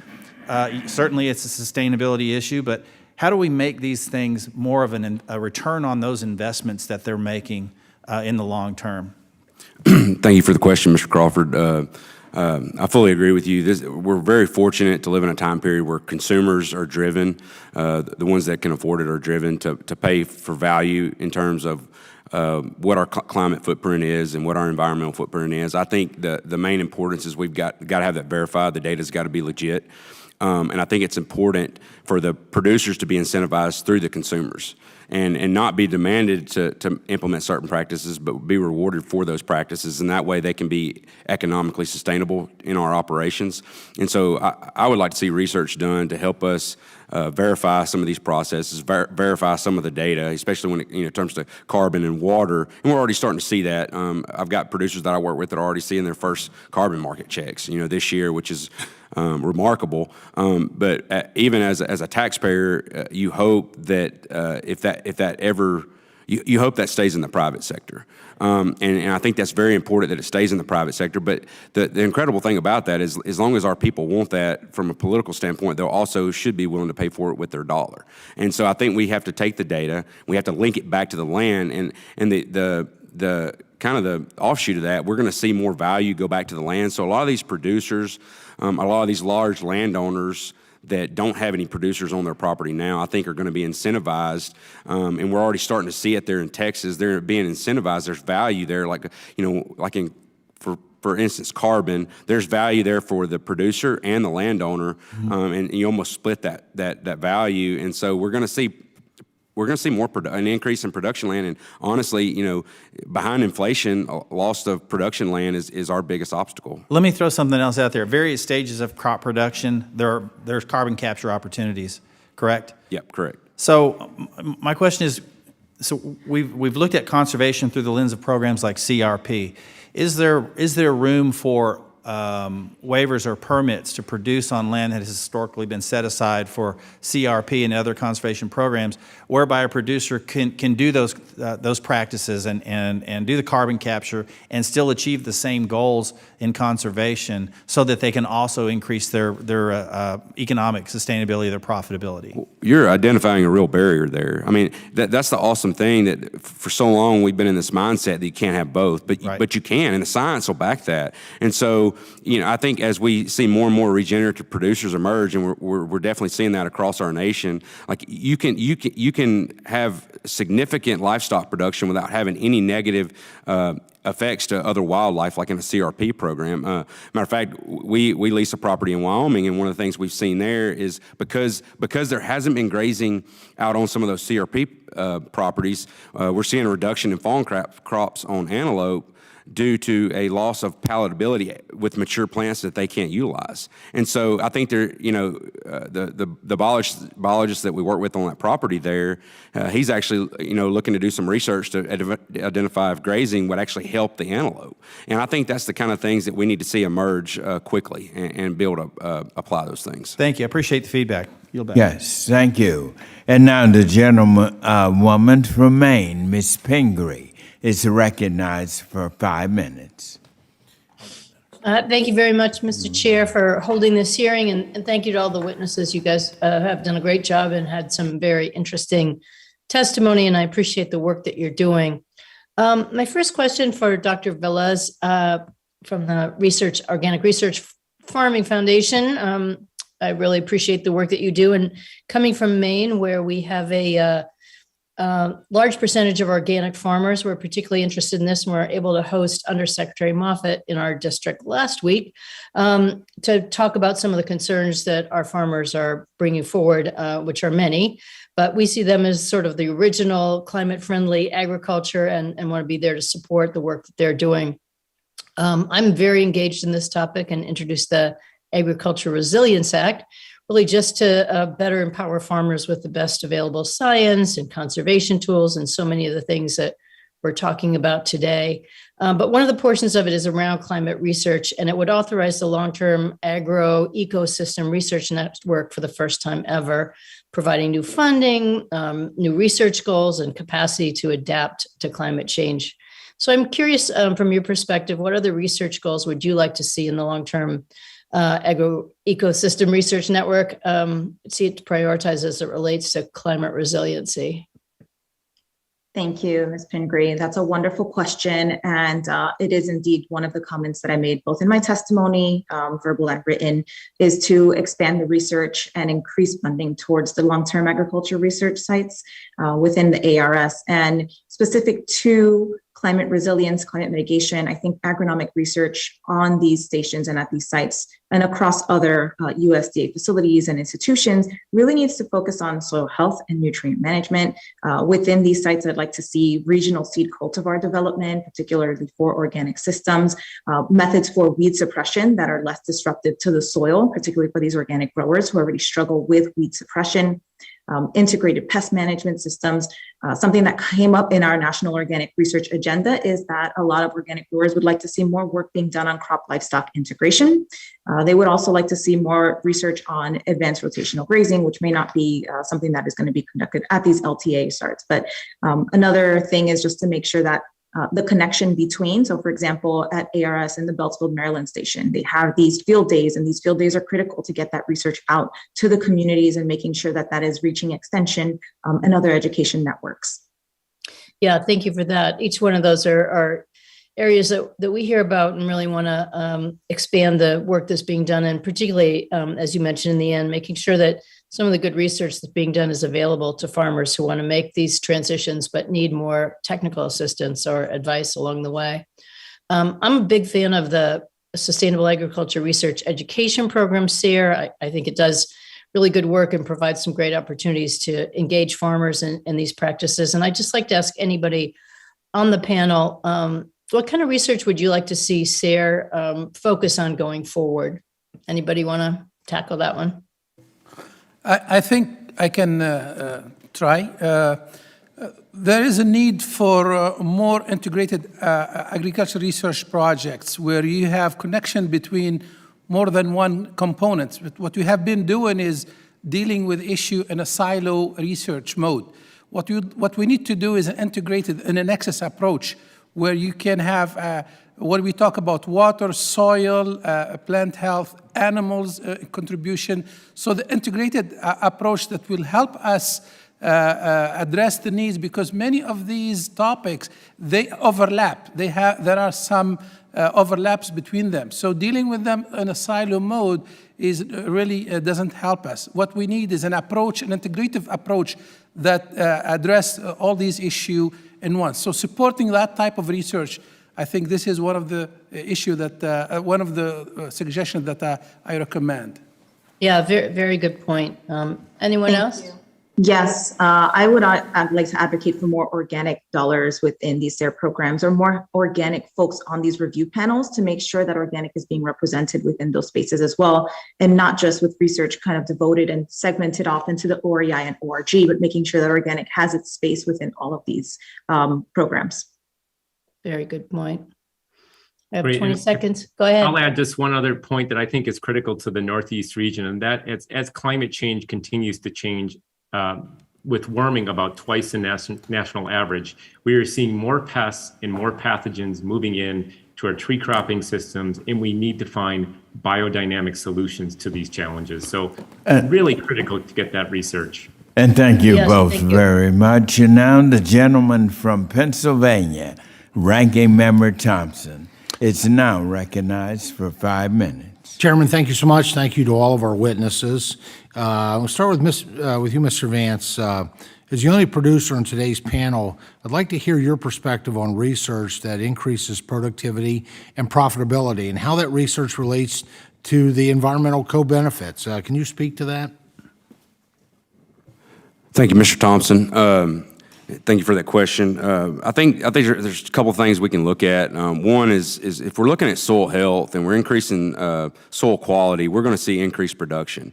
And if there's a bridge, we're going to have to bridge that gap, but I think that's where research comes in to help us quickly bridge that gap. You know, when you first get into some of the production cycles that we have, you kind of slow production until you get it figured out, until your soil starts increasing, your organic matter starts increasing, and then you can start adding numbers. And we've seen that. We've been able to add stocking rates. We've got a farm this year that we don't have near enough cattle on, and we didn't plan for it. It's a positive, but next year we can add more head, produce more beef per acre, and so that's one part of it. The other part of it is, I mentioned it earlier, but as research verifies that, you know, there's different production systems that actually contribute to positive influences in several different environmental aspects, and we're seeing it with some of the mitigation companies, and we're seeing it on conservation easements. But as private property owners see the value in having production systems added back to their land, that's going to increase production alone right there. And in our section of the world, that's what we've seen the biggest incentive to do what we do. And you're talking about large land masses at times, especially for producers our size. We're talking about big ranches that were set aside for purely conservation. And then after 5 to 10 years in conservation, they're starting to see detrimental effects to no grazing. And so by adding grazing back, you know, there's so many benefits to that. Well, thank you for that. You know, healthy soils is the tool that we achieve through American agriculture and all forms of American agriculture. Livestock, you made a great point on livestock, which is something that I don't think many Americans recognize, and I would hope more Americans would understand. But it's farming, ranching, and forestry. You've worked with researchers, or they've visited your ranch, and any recommendations that you have for the researchers for engaging with farmers and ranchers such as yourself, and perhaps engaging more effectively, being more on the farms or the ranch? So the research that we've been seeing that is successful and that's helpful to us, it has always come through private-public partnerships, it seems like. Noble Research is a good example of that. And so it seems like some of the private groups out there are really good at linking the two together. And so I think we need to see more and more partnerships with the private sector to allow opportunities for real-world data, real-world research. Very good. And this is for all, and if I probably don't have time for response, but I'm going to tee up my question, and if we don't get a chance for response, I'd love to hear from each of our witnesses. The Biden administration and inside the Beltway think tanks have been pushing a climate agenda that creates new programs and added what I see commonly unnecessary bureaucracy.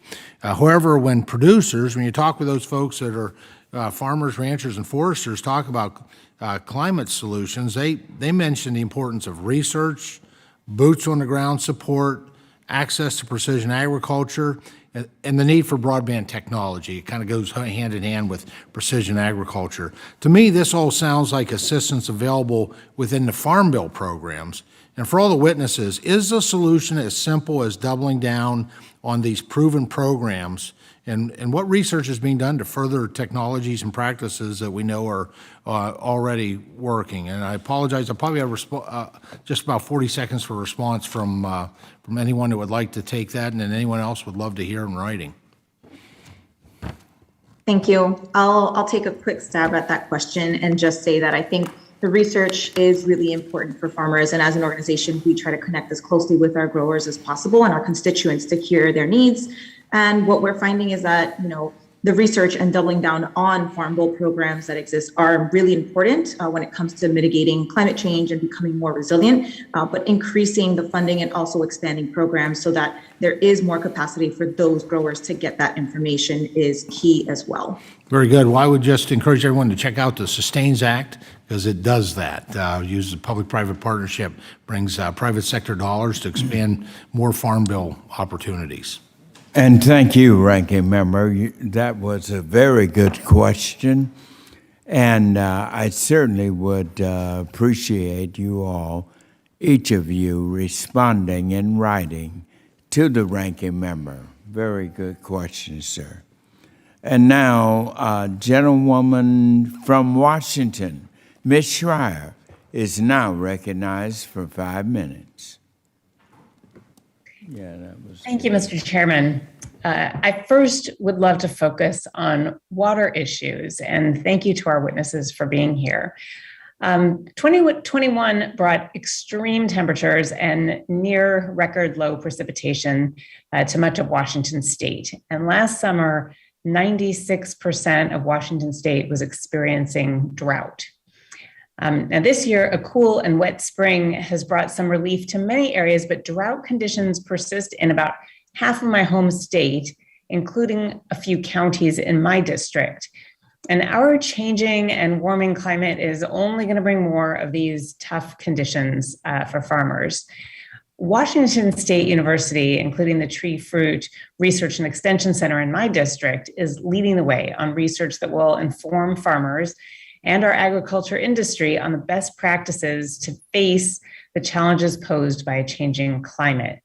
For example, Washington State University is developing new techniques for irrigating wine grapes with less water, and this has actually resulted in bigger, higher quality grapes.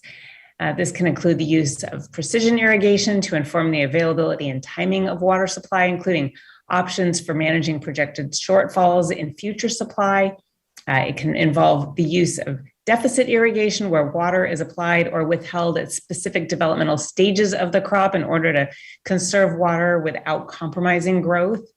And deficit irrigation can actually help reduce the incidence of bitter pit, a growth disorder in apples, by controlling the size of an apple at maturity. So giving growers these tools can help them simultaneously conserve water and improve yields by managing crop quality challenges in a changing climate. Mr. Vance, in your testimony, you mentioned that the U.S. built an agricultural sector based on reliably stable climates and abundant water. And this has, as you stated, changed and it is continuing to change. So I'm wondering how we can shift policy and the core of the industry to reflect what we know now about climate change and where we're headed. So thank you for the question. I think as far as policy is concerned, we just need to continue to furnish research that works with producers that are living in these ever-changing environments. I think to really experience it in an ever-changing environment, you have to work within a production cycle to experience some of those to where you can learn the intricacies of them. I mean, just like in our own personal operation, drought is a real thing in North Texas, and it's built into our management plan. And I think, some of that's been learned through the School of Hard Knocks, but I would hope for a new producer coming along would not have to learn from, they wouldn't have to experience some of the same mistakes that I've made. And so I think we need to do a better job capturing a lot of that data that I experienced. And so that I don't have time to capture a lot of that data or log it, and really don't have the know-how at times. But I think if we can create more partnerships where we work with, for-profit, full-time operators, I think there can be very much benefit to where we can, collect that data and then use it to move forward. I appreciate that. I appreciate the importance of research in all of this discussion and watching for more than just one cycle. In fact, I'd like to just highlight this issue of research infrastructure in our country.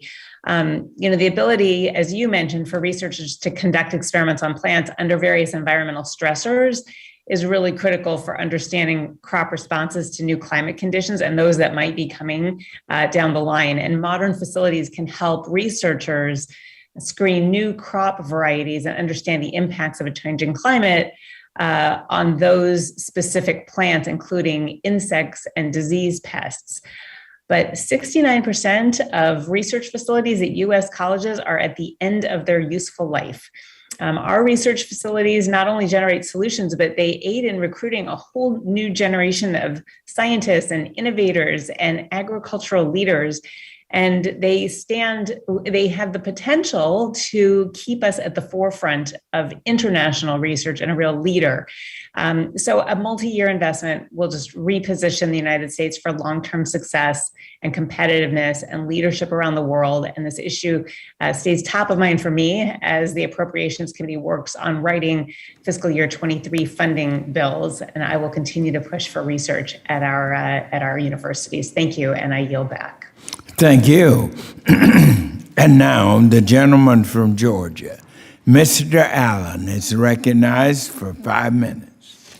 Thank you, Mr. Chairman, and thank you to our witnesses for joining us today. We're in a real debate and a dilemma in this country right now, and the American people are really hurting. I mean, I don't know how much they have to sacrifice to this climate god, but to deal with these issues. But obviously, we were created to adapt to and have dominion. But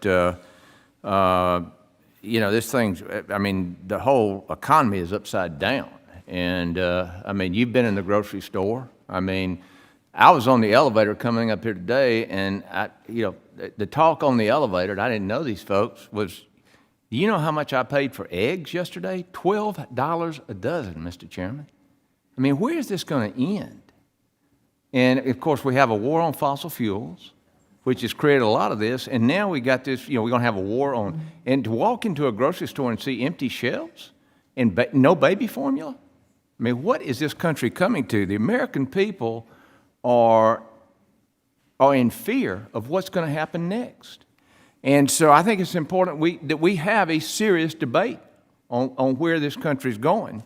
Dr. Valdez, how do you propose that farmers can focus on new technology and production methods in order to combat climate change when the world's food supply needs to increase by more than 70% in the next 30 years? How's that going to happen? Thank you for your question, Mr. Allen. I think the biggest benefit that organic agriculture has to offer is that it is not reliant on fossil fuel dependent external inputs, which are one of the biggest struggles that now is facing the conventional growers. They are really reliant on these increasing prices for these external inputs, and organic producers have for a very long period of time been reducing that and building soil health. So they have soil fertility and nutrient management. And as we continue to invest in organic, we can equalize that price premium that is there. And I believe that that is one of the biggest things that we can have to offer for this. We understand, we recognize that inflation is occurring, and it's occurring within our market as well. And so we need to find a way to bring more of that production internally and have the system work holistically and work with that.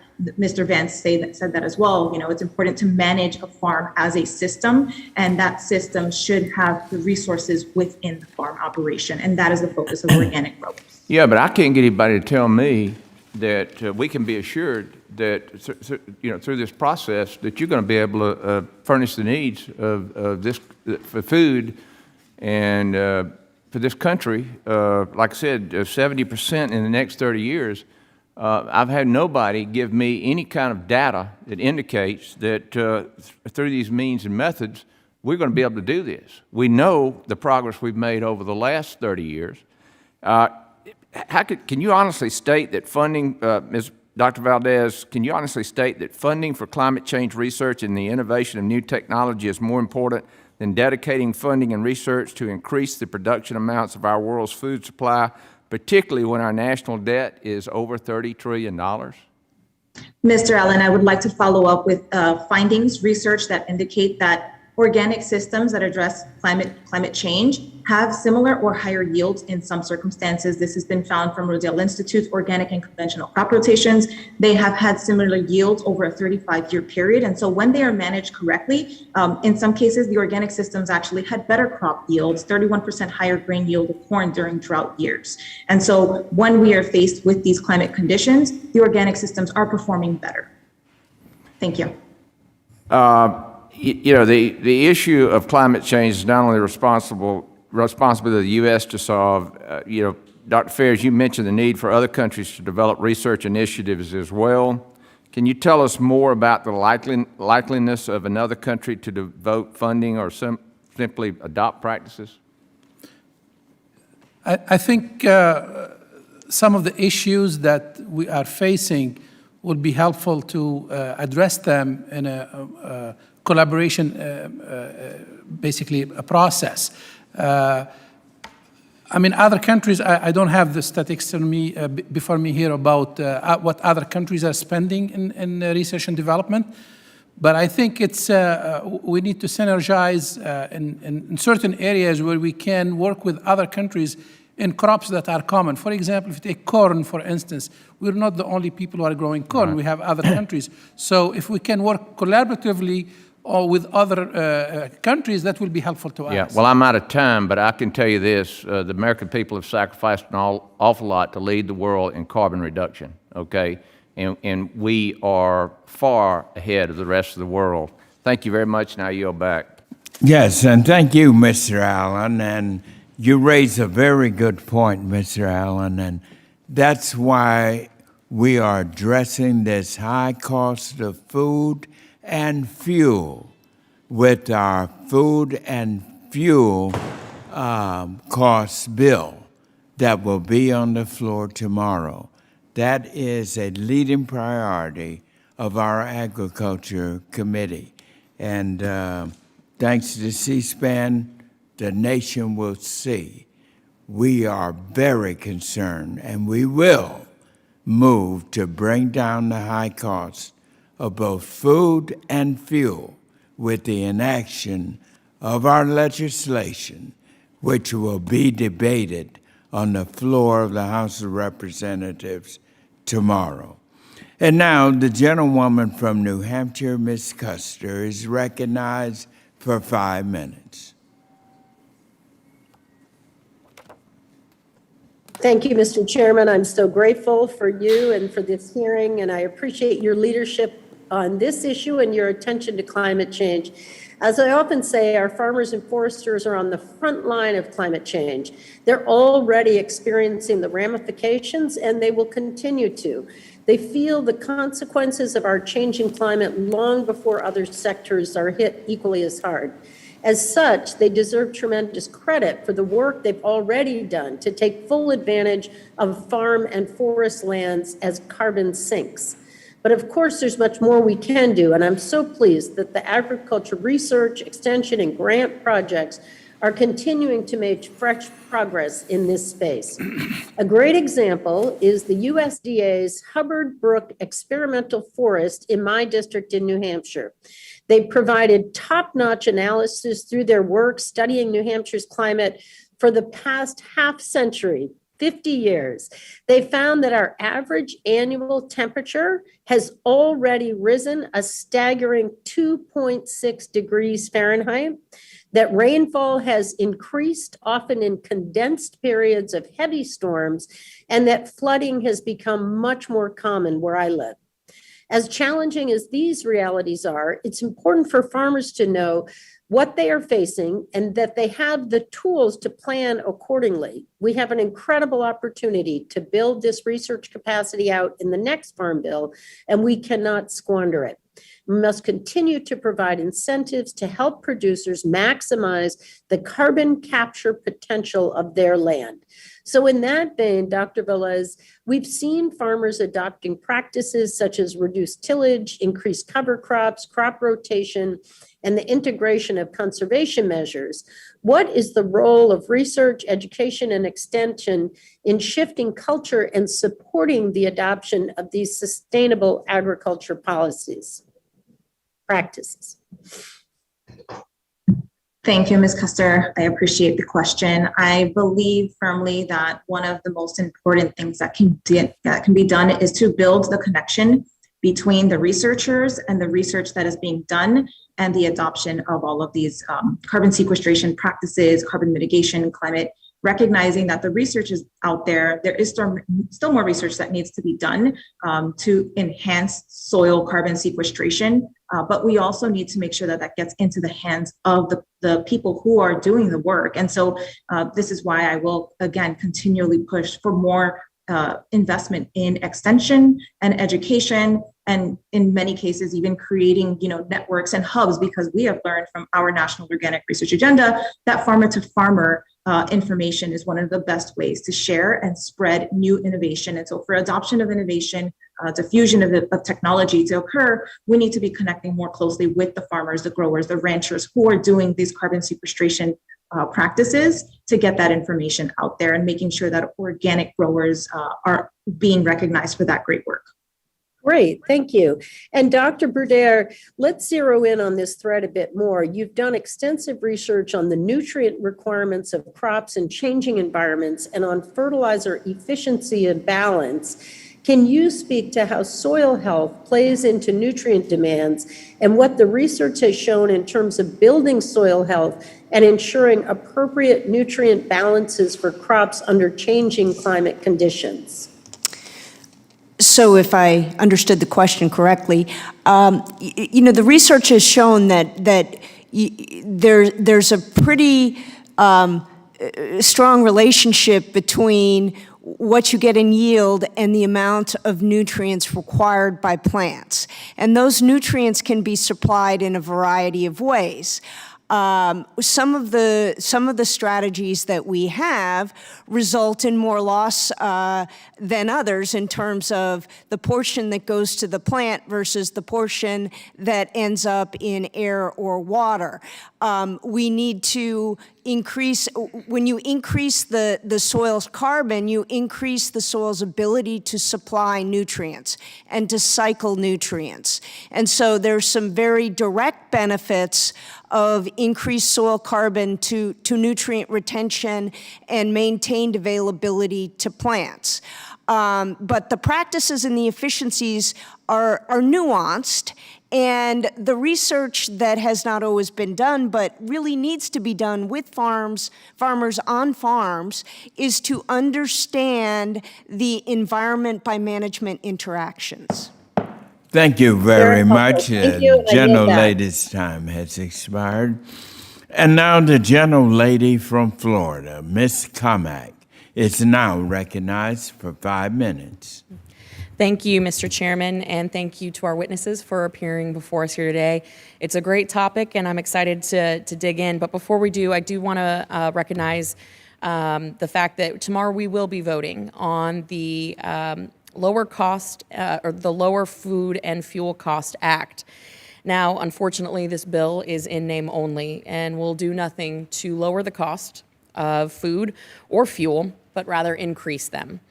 And I think more broadly, we need to start thinking that government is the answer to every single one of our problems. Expansion and meddling by government does not often help problems, it expands them. And one example is the special investigator that we are going to be seeing as part of this package that will then be placed in our processing facilities. Our processing facilities that I believe are some of the safest, most efficient processors in the world. And while there can always be improvements, putting more burdens on an already strained market is not going to help. In fact, when we see these energy costs going up, that's going to cost food prices. And this investigator is just one example of many of why this bill is seriously misguided. But to what we're talking about today, the role of climate research. I look at American agriculture and I see America as a leader in reducing greenhouse gases. And I definitely believe wholeheartedly that America is the most efficient when it comes to production. And I think that that should be celebrated. I've got really only 2 questions, and I want to jump in with you, Mr. Vance. In your written testimony, you mentioned that there's a debate regarding the impacts of beef cattle on the environment. As you know, American beef production accounts for only 3.3% of the nation's total greenhouse gas emissions. But the story that we often hear in the media often paints the opposite. In your opinion, is there a disconnect, and how do we change the public discourse? Thank you for that question. So there's definitely a disconnect. I think the most interesting part of that, if you really dig into the research, a lot of that carbon footprint is brought about by the transportation of that food to the consumer. Mm-hmm. So if we replace that with another food ingredient, you're still going to have the same issue. And so I think we need to have research that really vilifies that or verifies that. And I think we need to see people in this country go back to the soil. You know, it's really interesting when people get disconnected from the land and the soil, they get disconnected from their food systems. And they need to understand, you know, it's really easy to make comments and remarks until you show up on one of our operations and you see the butterflies and the wildflowers and you jump a baby deer out of the grass, which is a daily occurrence in our operation.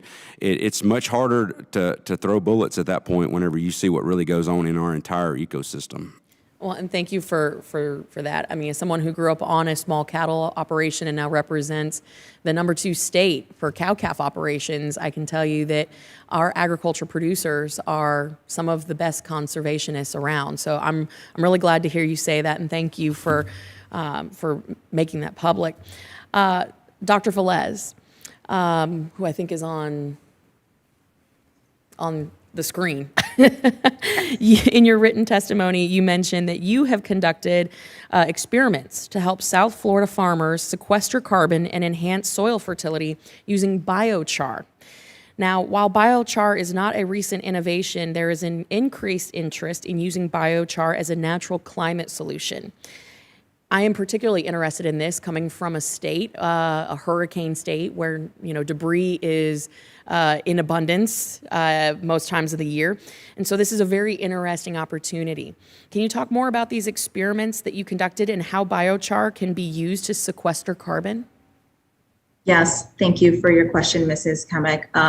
My research happened at the USDA-AR subtropical horticulture facility while I was doing my master's, and I was using an invasive tree species, Melaleuca, to sequester carbon. I converted that tree species to biochar at different temperatures, and some of the findings and the research, I'll say, came about because the farmers were telling me, this is something I'm employing, and I said, well, let's actually test and see. Interestingly, my findings said that the higher we applied the biochar, the more detrimental it was to actual crop production for Phaseolus vulgaris, which is green beans. And I think one of the reasons is that we need more research on the different types of biochar. So temperature, volatile organic matter, all of these affect, and the pH of the soil is also very critical to whether or not a biochar is going to sequester carbon and also increase crop growth. And so we need to make sure we invest more in understanding the role of biochar and how that biochar is produced and how it will impact specific soils. Thank you very much. The gentlelady's time has expired. And now the gentleman from California, Mr. Panetta, is recognized for 5 minutes. Great. Thank you, Mr. Chairman. I appreciate this opportunity to talk about such a timely topic, and I also want to give a shout out to the ranking member for his comments and what he said about our producers and our farmers, especially having the producers that I have in my district on the Central Coast of California, who I find to be some of the most progressive producers when it comes to dealing with climate change, but when it comes to having that balance that I think I need in my district, that everybody in my district understands. Because obviously on the Central Coast of California, if you've been there, you understand it's the most beautiful congressional district in the nation, I will say myself. So we value our environment, but we also have our agriculture and we have our bounty. So we have a lot of beauty and we have a lot of bounty, and therefore there's a lot of balance that needs to go on. And fortunately, I do believe that my producers understand that balance, because I can tell you, if anybody wants fresh air, clean water, and pure soil, it's our farmers. And so I think people need to understand that and appreciate that, but also work with them when it comes to ensuring that we have all of those. And we can do that with advancements in technology and research and education, and yes, of course, organics. First question goes to Dr. Browder. I recently was proud that I joined my colleague from Indiana, Mr. Baird, who I think you may hear from pretty soon. He's on the screen there waiting to ask questions, to introduce a bill called the Plant Biostimulant Act, which aims to provide some regulatory certainty to the plant biostimulants industry, allowing them to move forward with introducing even more input alternatives. Can you go ahead and just kind of speak to this committee and how this committee and how the USDA can invest in biostimulant research, especially around pesticide and herbicide alternatives, and if there's anything else out there awaiting regulatory certainty that we could also provide? Could you explain a little bit more about your last point, awaiting if there's any other opportunities basically needing legislative action when it comes to biostimulants? Having worked myself in done field trials on products that are considered non-traditional, I think it is very important that they be demonstrated to work, because there are a lot of things out there that, just as there are in the human supplements industry, that don't necessarily do much for human health. And so, but there are things that are in this biostimulant category that need investigation and demonstration. So I think the important part of what needs to be codified is that for something to be used as a replacement for a fertilizer or herbicide or something, its efficacy needs to be clearly demonstrated for its purpose, and likely in head-to-head with the existing strategy. That's very similar for medicine. I was part of a medical trial that wanted to demonstrate a medical device, Great. Let me move on to the next area, and I want to talk to Dr. Holton, who's on camera. As you've noted, that basically not every climate solution will work for every producer, but that definitely our producers, our farmers, can be part of the climate solution. Now, I'm heartened by your comments in your opening testimony, especially the role that farmers can play in addressing climate change. I want to ensure that the producers in my district who grow fresh fruits and vegetables on relatively expensive acres are included in this vision. So can you talk about what conservation programs can best affect climate change goals while also keeping in mind the limited resources available to specialty crop producers outside of the mainstream general farm commodities that are often overlooked when it comes to federal programs? Great. Thanks for the question. Well, from my experience working on over 100 acres of farmland carbon sequestration projects, I can tell you that there are many different commodities that can work through carbon sequestration, soil amendments, taking compost and manure and repurposing it in the soil, taking biochar and putting it into the soil, and rock dust, which can dissolve in the soil and be repurposed from the mining industry through a process called enhanced weathering to trigger carbon removal. So all those are available.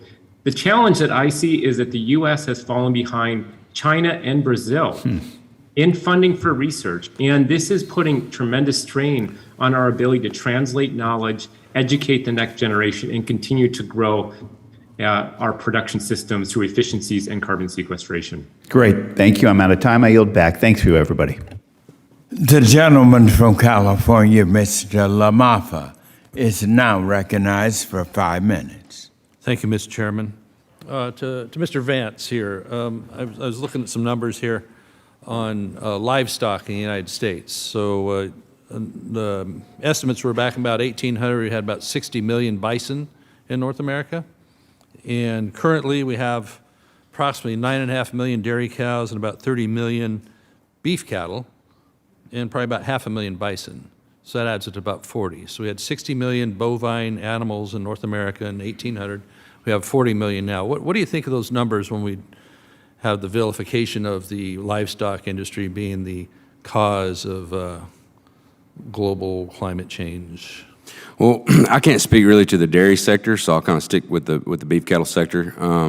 And one thing I would add is that I think we've got to take into account also elk and other large mammals that were once rangeland animals before they become more mountainous animals at one time. But also, like in the dairy sector, those animals are more confined. And so I can only speak to open rangeland animals like we operate in the system with which we operate in. It's a much I'll admit it's a much easier system, and it's much easier to be environmentally friendly when you're out on the land and you're recycling nutrients. And that's all I've got to say about that. So you don't think the numbers would indicate that livestock are being unfairly targeted when you had back in 1800 half again as more livestock that are bovine creatures as what it is now? Oh, definitely. I would agree with that 100%. And even when you have people that want to preach conservation and adding land animals, there's going to be a trade-off with that. We replace bovine that we can use in production agriculture and produce the greatest protein in the world for our nation, and then you replace that with an animal that you can't harvest for protein, then that's going to create a food shortage as well. So yeah, you're definitely correct there. There doesn't seem to be much fuss about the various shortages right now being caused by Washington.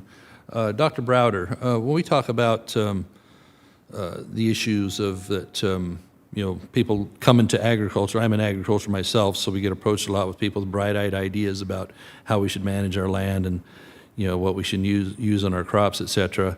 So talk to me a little bit about the cycle of carbon. When you have a plant that takes CO2 out of the air and sequesters it into the plant itself, maybe a little bit into the soil. We heard a lot of folks saying, we need to push towards no-till or amendments to the soil.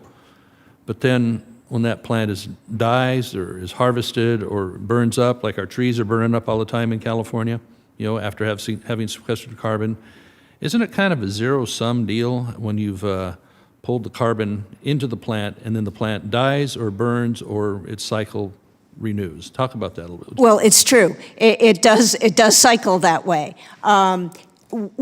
Plants put carbon into the soil predominantly via their root systems, via what they put both excrete through their roots to grow through soil. They excrete organic acids. How deeply over time can they put the carbon into the soil? Is it stay on the surface of the root system? It depends on what type of plant, how deeply they root. Some root very shallowly, but a prairie grass can root very deeply down into the soil. And so they contribute that way. When we till the soil, we do accelerate the aeration and turnover and breaking up of carbon, which accelerates the rate of loss of carbon back to the atmosphere. So yes, it's true that you are constantly cycling, but when you do some of these practices, you are minimizing the rate of return of some of that initially captured carbon, and you're putting it into a stable form of soil C that is those stocks that we're so interested in, soil carbon stocks that we're so interested in increasing. Certainly, but what happens when you change a crop and you have to till differently, which requires maybe more tilling, like such as some of the crops in my neighborhood, you don't have the option of no-till. What do you do at that point? If you don't have tilling, that is the consequence of tilling. But let me be very clear that in agriculture, we don't do practices. There's a purpose for practices that farmers have adopted, right? And most practices do have trade-offs. But when you no-till, you also keep the soil in place. And with keeping it in place, you keep the carbon in that soil in place. You're not eroding it off the surface. Certainly, until the next time that you're required to till. The gentleman's the cycle continues. Has expired. It always has. Thank you. And now I recognize the gentlewoman from Minnesota. Miss Craig is now recognized for 5 minutes. Thank you so much, Mr. Chairman. And thank you for calling this hearing. I think it's a really important topic. to talk about climate research and how we support ag resiliency. Thank you to our witnesses for your testimony today and your work on climate resiliency. The family farmers in my district in Minnesota and across the country are part of the solution, in my mind, when it comes to addressing climate change. No one knows about the importance of resiliency, and no one is better situated to implement those solutions than America's farmers and ranchers. Research plays a key role in their ability to help us collectively respond to climate change. From land-grant universities like the University of Minnesota, working with farmers on the ground, to innovative public-private partnerships like the ones we'll see out of USDA's Climate Smart Commodities program, collaboration is absolutely critical when it comes to research dollars being effective and leading to implementable solutions. With that collaboration in mind, I'd like to turn first to Dr. Holton for my first question. Dr. Holton, in your testimony, you talked about how researchers are working with farmers to develop improved management practices. Can you talk a little bit more specifically about any of those efforts, and can you share more about how research into input optimization might help farmers with both per acre yield increases and lowering carbon intensity? Great, thanks for the question. Having grown up in Minnesota and coming from a long line of farmers in the Midwest, it's great to have your question. So first of all, the carbon that comes into a soil can stick around from years to decades to millennia. And what we really need to do is work with farmers with science and verification tools to understand how to push it into those types of carbon that can stick around for thousands of years and be an essential part of bending the carbon curve. Now, to your question on input optimization, there are many strategies. For example, using new data-driven tools at Cornell and many other land grants, we are working with growers to reduce the amount of fertilizer that's required through fertilizer efficiency gains, which helps the environment, it helps climate, and it reduces the input costs that our farmers are bearing, which obviously are going up right now. So there's many tools in the toolkits through extension, through data-driven analytics, and through improved efficiencies with fertilizer.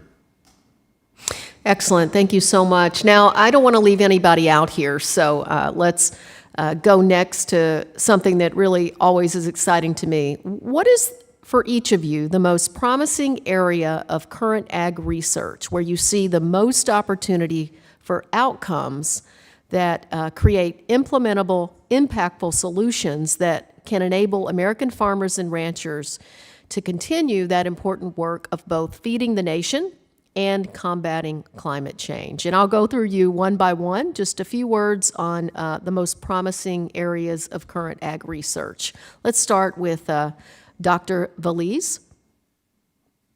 Yes, thank you, Ms. Craig. I think one of the most important areas within the organic sector is weed suppression. Our growers do struggle a lot with weed suppression. We do not use the synthetic inputs and herbicides that many other people rely on. And so finding best ways to manage weeds on these operations and to also manage nutrient levels and increase soil fertility would be the best area of focus. And Dr. Bruday. I would have to say synthesis research. We talked about small studies, we've talked about how things vary from place to place, and we have invested in individual small studies, but not quite so much in all the synthesis work that will allow us to bring nuance to a recommendation. Thank you so much. Dr. Ferris. Thank you, Congresswoman, for the question. I think the idea that I would like to share is the nexus approach of dealing with these resources. Energy, water, food, health is the approach that we need to adopt, to increase those type of studies to help us go through this crisis. Mr. Vance? I believe ecosystem service markets, it's going to bring more private dollars and private land access to producers, and I think that's going to provide lots of solutions for us. And with 10 seconds left, Dr. Holton. Net zero dairies, cutting emission, circular systems, incredible research opportunity. Thank you to all of you for being here today. And with that, Mr. Chairman, I'm out of time and I'll yield back. Thank you, Ms. Craig. And now The gentleman from South Dakota, Mr. Johnson, is recognized for 5 minutes. Thank you, Mr. Chairman. My questions will be for Mr. Vance. And Mr. Vance, in your testimony, you noted that your seed stock operation is focused on raising climate-friendly cattle genetics. For those folks who don't know as much about it as you do, tell us a little bit more about what you mean and where you're headed. Thank you for that opportunity. This is fun to talk about here. So just last year, we estimated we raised about 340,000 pounds of beef on our operation with just my family. We don't have any full-time help. That was using one tractor, one truck, and one ATV. That is efficient from a profitability standpoint and definitely from an environmental standpoint. Secondly, we raise an animal that can thrive and survive on forage only in diverse forage climates. This is taking years and years to cull and to adapt these type of animals to an environment that doesn't need added inputs. And so we are able to take those cattle and sell those seed stocks into other places, currently into about 13 states with current producers. And then third, whenever you have a network of producers like that, we all have a relationship with one another to where we're able to gather information and share it very quickly. And so it gives us the ability to quickly learn and quickly grow together, and you can't put a value on that. And so, Mr. Vance, I'm from South Dakota, so I understand what words like cull mean or what the term genetics mean in the context of cattle. But sure, we got some city folks on the committee too. So talk to us about, when we talk about developing genetics, talk to us about how do you build this herd? How do you make sure that these animals and that their progeny are, frankly, well positioned to succeed in the environment that you're talking about? So it's a two-part complex process. We're working on degraded soils, and we're working with animals that are more adapted to a conventional operation with lots of inputs and that are going to require lots of feeds to finish and to marble and create a good eating experience for our consumers. And so, you know, during that two-part process, we're working on building our soils. We're learning, experimenting, trying new methods to improve our soil, improve our plant diversity, and then we're also putting a lot of pressure on our cow herd to find the ones that are efficient and that are profitable for our operation within that system that doesn't have the added inputs. And so what we've seen over the last 10 years is a steady growth. It's slow. It doesn't happen overnight, but it's a long-term goal, and long-term profitability within that realm is very real. Yeah, and I was struck when you talked about how much beef you're able to raise with an operation that doesn't have a ton of hired hands and doesn't have a ton of equipment. I mean, your family over generations has really been able to build cattle that put on weight, build that great marbled protein in a way that it is efficient, as well as you mentioned, just rely on forage alone. It's really an incredible success story. I mean, what else do you want to make sure we understand about this progress that you've been able to make? I think the biggest thing is continuing to work to allow us to be able to grow in this sector, whether it be through funding for research, for private, for public entities, and then getting those public entities to partner with the private sectors and private farmers and ranchers and work with us to gather more recent information. I think there's definitely a lag in information between real-time producers, at least in the beef cattle world, and the researchers that we work with. And so I think we need to speed that up, and we need to bridge that gap. And that way we can work with more traditional operators that are wanting to bridge their own gap into more climate-friendly practices and more profitable practices. In a time like this where inputs are so expensive for a lot of our operators, we have a lot of newer adapters that are paying attention whenever markets were better, and when inputs were cheaper, they may not have been so quick to pay attention to our types of operations. But now we're in a time where it's much needed. There's going to be many operators that are going to have to innovate to survive, and that's the only way they're going to survive. Very well said, Mr. Vance. Thank you, Mr. Chairman. I yield back. Thank you, Mr. Johnson. And now the gentlewoman from Iowa, Ms. Axney, is recognized for 5 minutes. Thank you so much, Chairman Scott, and thank you to our witnesses for being here today to share your expertise on this incredibly important subject. At the very first hearing we held within the committee in this Congress, we discussed the increased unpredictability and devastating effects that climate change poses and the serious threat that it has on how we grow and produce our food in this country. So we are focused single-handedly on this issue to make sure that we address this. While we're dealing with the weather, and we know that this is nothing new for farmers in general, climate change has absolutely led to a dramatic increase in extreme weather events over recent years, which has greatly increased our costs and the risks and the uncertainty. In the few short years that I've been here in office, my home state of Iowa has experienced major droughts and a derecho, a storm we hadn't heard of until a few years back, and of course, unprecedented flooding. And with almost 90% of family farmers needing off-farm income just to make ends meet, we absolutely need to make sure that we're addressing this because there's no room for error. So farmers are definitely on the front line of climate change. We know that. And while there have been significant improvements in increasing efficiencies and inputs, ultimately allowing us to produce more food with less inputs, we can and we've got to do more. In fact, without some action, researchers expect crop yields to decline by the end of the century due to climate change. So we've got to make sure that every single option is on the table here.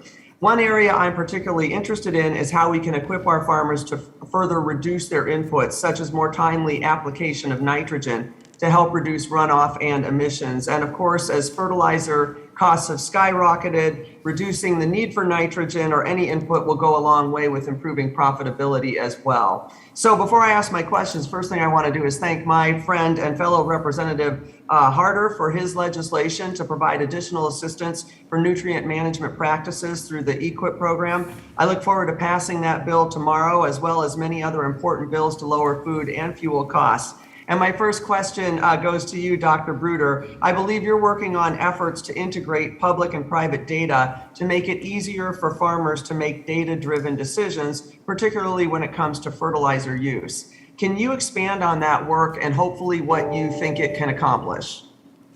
So recommendations that have been produced by land-grant universities and extensions over the years, they tend to be fairly generalized. And in the era of precision agriculture, there's a strong desire for site and soil specific recommendations. I can't, as an extension specialist and applied researcher at Purdue, do the research on all the different acres out there, even just within the state of Indiana. So what we are doing with the NIFA-funded grant is collaborating with a big ag consultant who works directly with farmers and trying to use a combination of on-farm data, or using in a case study on-farm data with our research data to generate a site and soil specific recommendation that is beyond the current guidelines and the approach that land grants have to developing guidelines. Okay, so I appreciate that. So let me just combine a couple of last questions here then. What are some of the challenges of getting this into the farmers' hands? It sounds like we can, but we've got some challenges there. And then secondly, I want to reference Rep. Craig's question of the promising research that's out there. What type of support do we need for our land-grant universities, the research capabilities that you could have if you got the support you needed? I met with Iowa State yesterday, and I know that we could be working on a lot of key issues. So what do we need to do across the board? Well, I think across the board there is a need to reinvest in our research and its infrastructure. I can assure you that my colleagues at Purdue would say the same probably as the people you met with at Iowa. In terms of getting to a point where farmers' own data can be used to develop a customized recommendation within a framework that is based on scientific evidence and you can understand how it works, that kind of thing. One of the biggest challenges is pulling the data together and using it together. And so farmers need tools and researchers need tools to wrangle that data. They need workflows, they need infrastructure such that you go to a recommendation app, put it in there, and it ingests your information and gives you that customized recommendation. Thank you very much. The gentlelady's time has expired. And now the gentleman from Indiana, Mr. Baird, is recognized for 5 minutes. Thank you, Mr. Chairman and Ranking Member Thompson. And I always appreciate all of the witnesses taking time to share their expertise with us about the important issues facing agriculture. And I especially want to welcome Dr. Bruder from Purdue University, which is in my district in Indiana. So welcome. And my first question goes to Dr. Bruder. In your written testimony, you discussed the importance of improving data, the sharing, and some of the challenges that impede complete and efficient sharing of agriculture data. You mentioned the need for support for initiatives like the Agricultural Advanced Research and Development Authority, or AGRADA, to enhance partnerships between ag data stakeholders and facilitate the development of improved data infrastructure. So could you elaborate on the important progress that could be made through using the proper funding for AGRADA? Please. So data is a huge issue in agriculture. There is a lot of it, but it is not prepared to be used in an easy, seamless way. It's not like you can just go find various bits and pieces of data. So the reason in our analysis that we focused on AGRADA as a pathway forward is that AGRADA, Office of the Chief Scientist, et cetera, has the convening power to bring together all of the stakeholders in the agricultural data value chain to address a huge array of issues that range from data ownership and data privacy for on-farm data to simply the human resource capacity and infrastructure needed to organize and house agricultural research data. We've got repositories all over the place now. They don't necessarily talk to each other.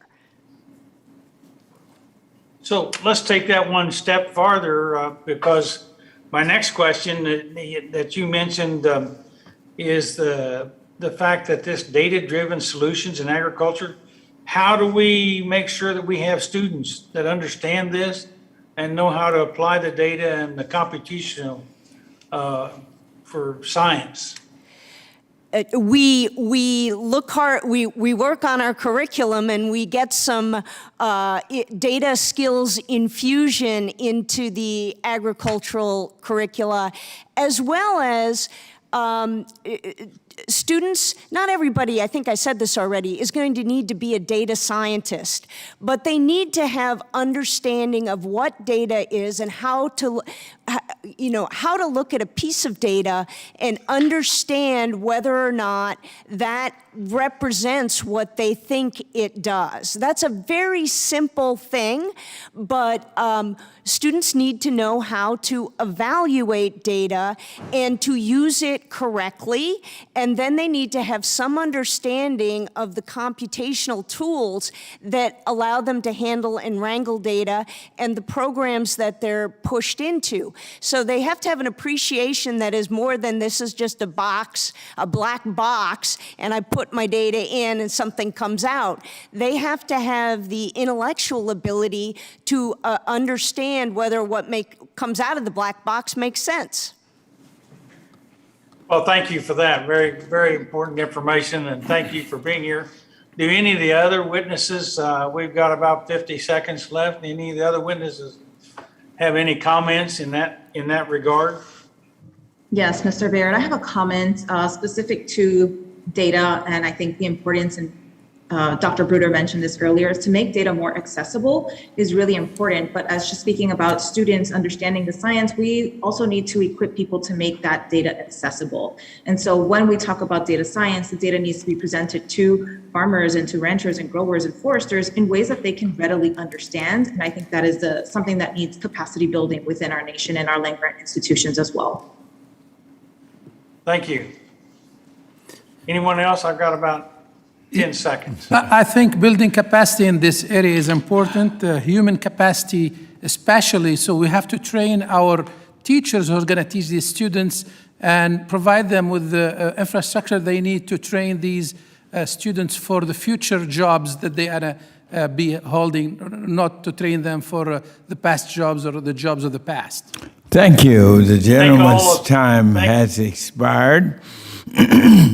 And now the gentlelady from Ohio, Ms. Capter, is now recognized for 5 minutes. Thank you, Chairman Scott. And this has just been an excellent panel of witnesses this morning. I'm just so proud to have been able to listen to them in person this morning. I wanted to say a word, if I might, about key concerns of my own based on the testimony. Dr. Ferris, I was very interested in the discussion about the 1890s land grants and the HBCUs. And all I'm saying as we move toward a new farm bill, I hope we can find greater connectivity between them and between our urban food deserts and our urban school systems. I think we have to go back to raising and teaching young people what good food is. I think that in many communities that are deprived, because all the agriculture technology was in the countryside, the city was given help to try to get food to people, but we need to move some of those skills back into places that have been literally abandoned. So that's just a point of view. Number two, I represent many companies that are involved in climate-controlled agriculture, big companies on both sides of the Great Lakes we share with Canada. Companies like Nature Fresh, Mucci, and so forth. And because of the rising rainfall and the pounding of our fields by really flood level conditions many times, our climate-controlled agriculture becomes more important to us. But one of the challenges is 40% of the bottom line is power. And in addition to that, the houses as currently designed emit CO2. So we have a problem. And we have put in a decade of effort trying to get the Department of Agriculture and the Department of Energy to work together. Good luck if you can do it. But in effect, we need to perfect the growing chamber and make it affordable for business. That is not happening right now, even though I represent companies that have over 200 acres under cover. So Michigan and Ohio, Ontario, Canada, we're big producers, and we can help to produce what California is unable to produce now.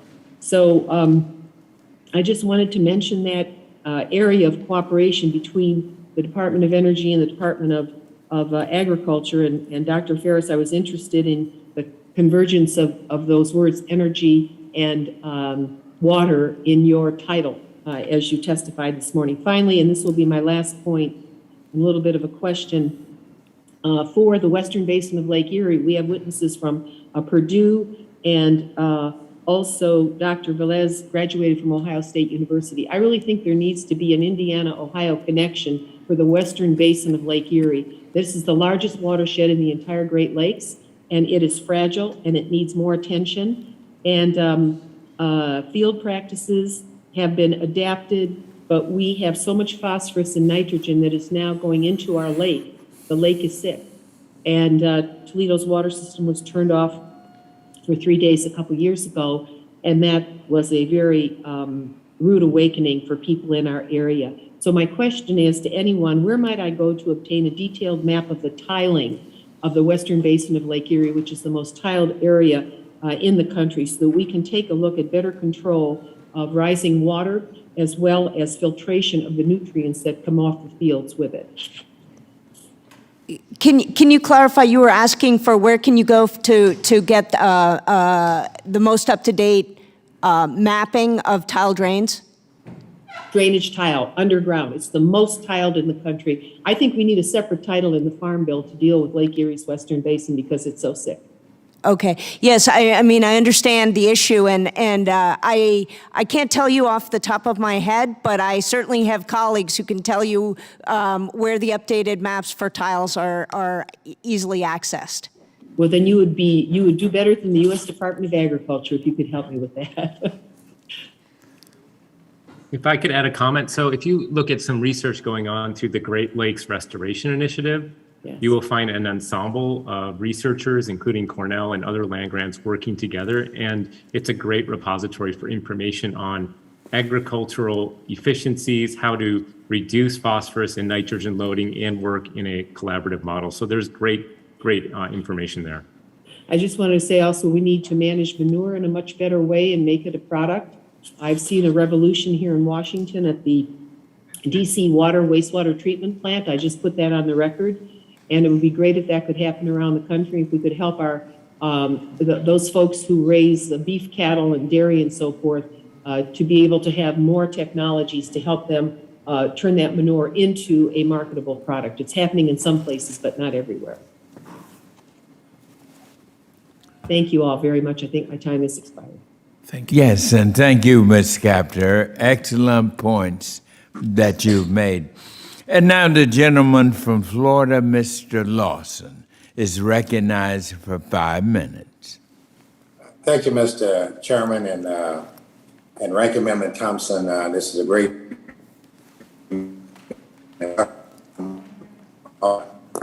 individual who is testifying to the committee today. It's been great listening to everyone. Dr. Holton, in your testimony, you mentioned that many farmers, particularly farmers of color, cannot afford to embrace climate-smart practices that create measurable impact, underline that measurable impact, requiring an increased need for higher financial incentives to support farmers. To your knowledge, are there current programs that Congress can use to target resources to historically underserved farmers to better help them transition to net zero agriculture? What additional support should Congress provide for these type programs? Great question. So, the Climate Smart Commodities Grant that is open for proposals is one that is encouraging the active participation of minority farmers, those that have lost land over time, to engage in climate smart solutions so that they can be a part of the opportunity through which carbon can bring new forms of revenue to farmers. So that is one specific way that the USDA is beginning to engage in this incredible challenge. Thank you. And Dr. Fair, I see that you've done a lot of work at Prairie View A&M University. Would you like to comment on that area? Because I know particularly you probably interact with a lot of HBCUs under the same circumstances about what kind of incentives that can be given to encourage minority farmers and farmers of color to get involved in this climate change. Thank you, Congressman, for this question. And I think I echo what my colleague just mentioned. We appreciate the initiative that USDA has been doing in this in the bill that you referred to, in the funding, where it is recommended to have limited resources farmers involved in this type of solution.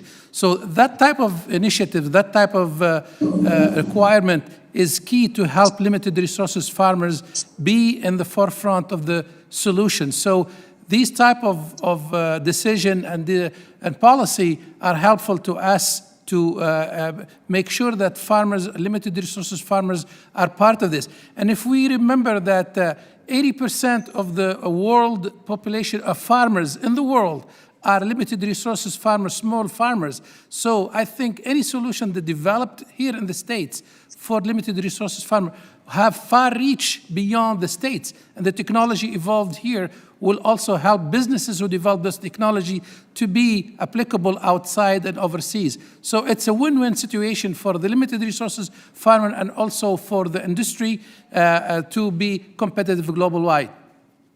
Okay, thank you. And Dr. Fair, The unpredictable weather conditions and climate changes have emerged as a major concern for farmers and ranchers. To address these conditions, USDA created a cooperative extension system, CES, which operates through the land-grant university system, and particularly with the federal, state, and local government to translate climate resources and knowledge into action and practice of product. Doctor, can you explain in more detail the impact of a program like CES and why a growing partnership with land-grant institutions there to address these climate changes? It's for me, right? Yes. Okay, the cooperative agriculture experiment station are doing a great job in connecting with farmers and helping them adopt research-based solutions. So supporting them and training them and giving them the tools that they need to reach these limited resource farmers that they don't have the same needs, and they don't have the same technology, and they don't have the same support that other farms do is very critical. So they need special attention because the circumstances of the population that you deal with have different circumstances than others. So special attention to limited resources through the extension program is key for this process. And we would like to echo that they need help in this regard to have the tools, to have the training, and to have the right information that they need to deliver to help limited resources. Okay, thank you very much. And I would just like to say my time has run out, but I have worked with the chairman on HBCUs and getting the resources even with Congressman Adams, and something that has been overlooked for many, many years, and now it's become very prevalent that we need to do a great deal more. With that, Mr. Chairman, I yield back. All right, thank you all very much. And now, I'd like to recognize the gentlewoman from the Virgin Islands, Ms. Plaskett. You're now recognized for 5 minutes. Thank you very much, Mr. Chairman, and thank you to the witnesses and to my colleagues for what I think has been a very productive discussion. I wanted to ask a question to Dr. Velez of the Organic Farming Research Foundation. Excuse me, Dr. Velez, we know that agriculture looks different around the country with different crops and production practices. The U.S. territories has unique ecological, cultural, and agricultural practices that are also on the front lines of climate change. Can you speak about the importance of climate research in U.S. territories given the unique challenges these communities face? Yes, and thank you for your question, Ms. Plaskett. I think, as some of you may know, I did research in Puerto Rico post-Hurricane Maria, and all of the territories, the U.S. Virgin Islands included, are just facing extreme climate-related disasters, hurricanes, changes with respect to drought and flooding in some regions. One of the bigger things that I've heard from the growers on the ground with respect to addressing climate resilience is to have solutions rooted in farmer-led work. And so having researchers work closely with the farmers on the ground to breed, specific crop cultivars that are adapted for those regions. It's also important to recognize that there's a reliance on imports, which is too risky when facing climate-related disasters. Land access is something that is an issue. We need to increase domestic production within those territories to address that. And there is extensive evidence showing that organic practices, which do align with a lot of the agroecology, the science of agroecology, can help growers respond to climate change in various ways, whether that means rebounding quickly from a hurricane and being able to use specific commodities that are resilient, whether that is cassava or plantains, things that will produce very quickly, but then they do also help adapt to drought. And so I think making sure that climate research is specific to the U.S. territories, building that out, that is something that I think the Southern SARE region can do more of, and trying to make sure that there is more capacity building for the folks on those island nations. Thank you. Since the Tropical Subtropical Agricultural Research Program, TSTAR, expired in 2011, it's been difficult for tropical specialty crops to compete for research funding vis-a-vis other crops. Can you speak to the importance of tropical, subtropical agricultural research and its benefits to agriculture in the Caribbean region? Yes, I think that having specific crops, we know for each region, we hear this, our organic growers and conventional growers have been saying that they need specific cultivars bred for their regions. We cannot use crop cultivars of tomatoes, for example, or something else that is bred for Ohio or California, where much of the breeding happens, or Maine, for example. We cannot use those varieties within these subtropical and tropical regions. We do need more research investment in developing breeds and crops for those regions. And I think having more research funding going to these areas is critical. And it is something that we internally at OFRF have been exploring. How can we better get more resources out to the U.S. Virgin Islands and Puerto Rico as well? Thank you. And to Dr. Fares, Dr. Ali Fares, thank you so much for the information you provided thus far to the committee. I wanted to ask you about the idea that studies have shown that climate change disproportionately impact underserved and under-resourced communities who are least able to prepare for and recover from climate-related disasters. As the Virgin Islands representative to Congress, and indeed speaking on behalf of so many communities like them, I'm acutely aware of the unique challenges our islands face, including more severe weather patterns, long-term prospect of rising sea levels, as well as ecosystem changes. What additional research and engagement needs to be done to help address socioeconomic issues related to climate change adaptation and mitigation, and to assure equity and environmental justice, sir? Thank you, and I appreciate the question. I appreciate the question, especially about T-Star. I was in Hawaii for 11 years, and I was beneficial of that program. And I understand the problems of small islands issues. So they have different issues, especially when it comes to size of farm. They only have very limited size of farm that can only, and usually these farms are prone to flooding, prone to other diseases that are not exist. So having site-specific research being conducted on those topics under those conditions of limited resources is very, very helpful. Also providing them with additional fundings that being able to find solution for their problems is another important issue. Also dealing with the issue of flooding and other resources as it related to many of them are in urban areas. Take a look at Houston, for instance. You have large population of underserved, limited resources in urban areas where they have specific need different from those in rural or other conditions. So these are some of the issues that are being faced by limited resources and minorities in urban areas. I think, I'd like to, these are some of my thoughts about this topic. Thank you. Thank you so much, and thank you. I yield back. Yes, thank you, Ms. Plaskett. And now, ladies and gentlemen, it comes to the end of our hearing. And I just want to thank you. I want to thank each of you.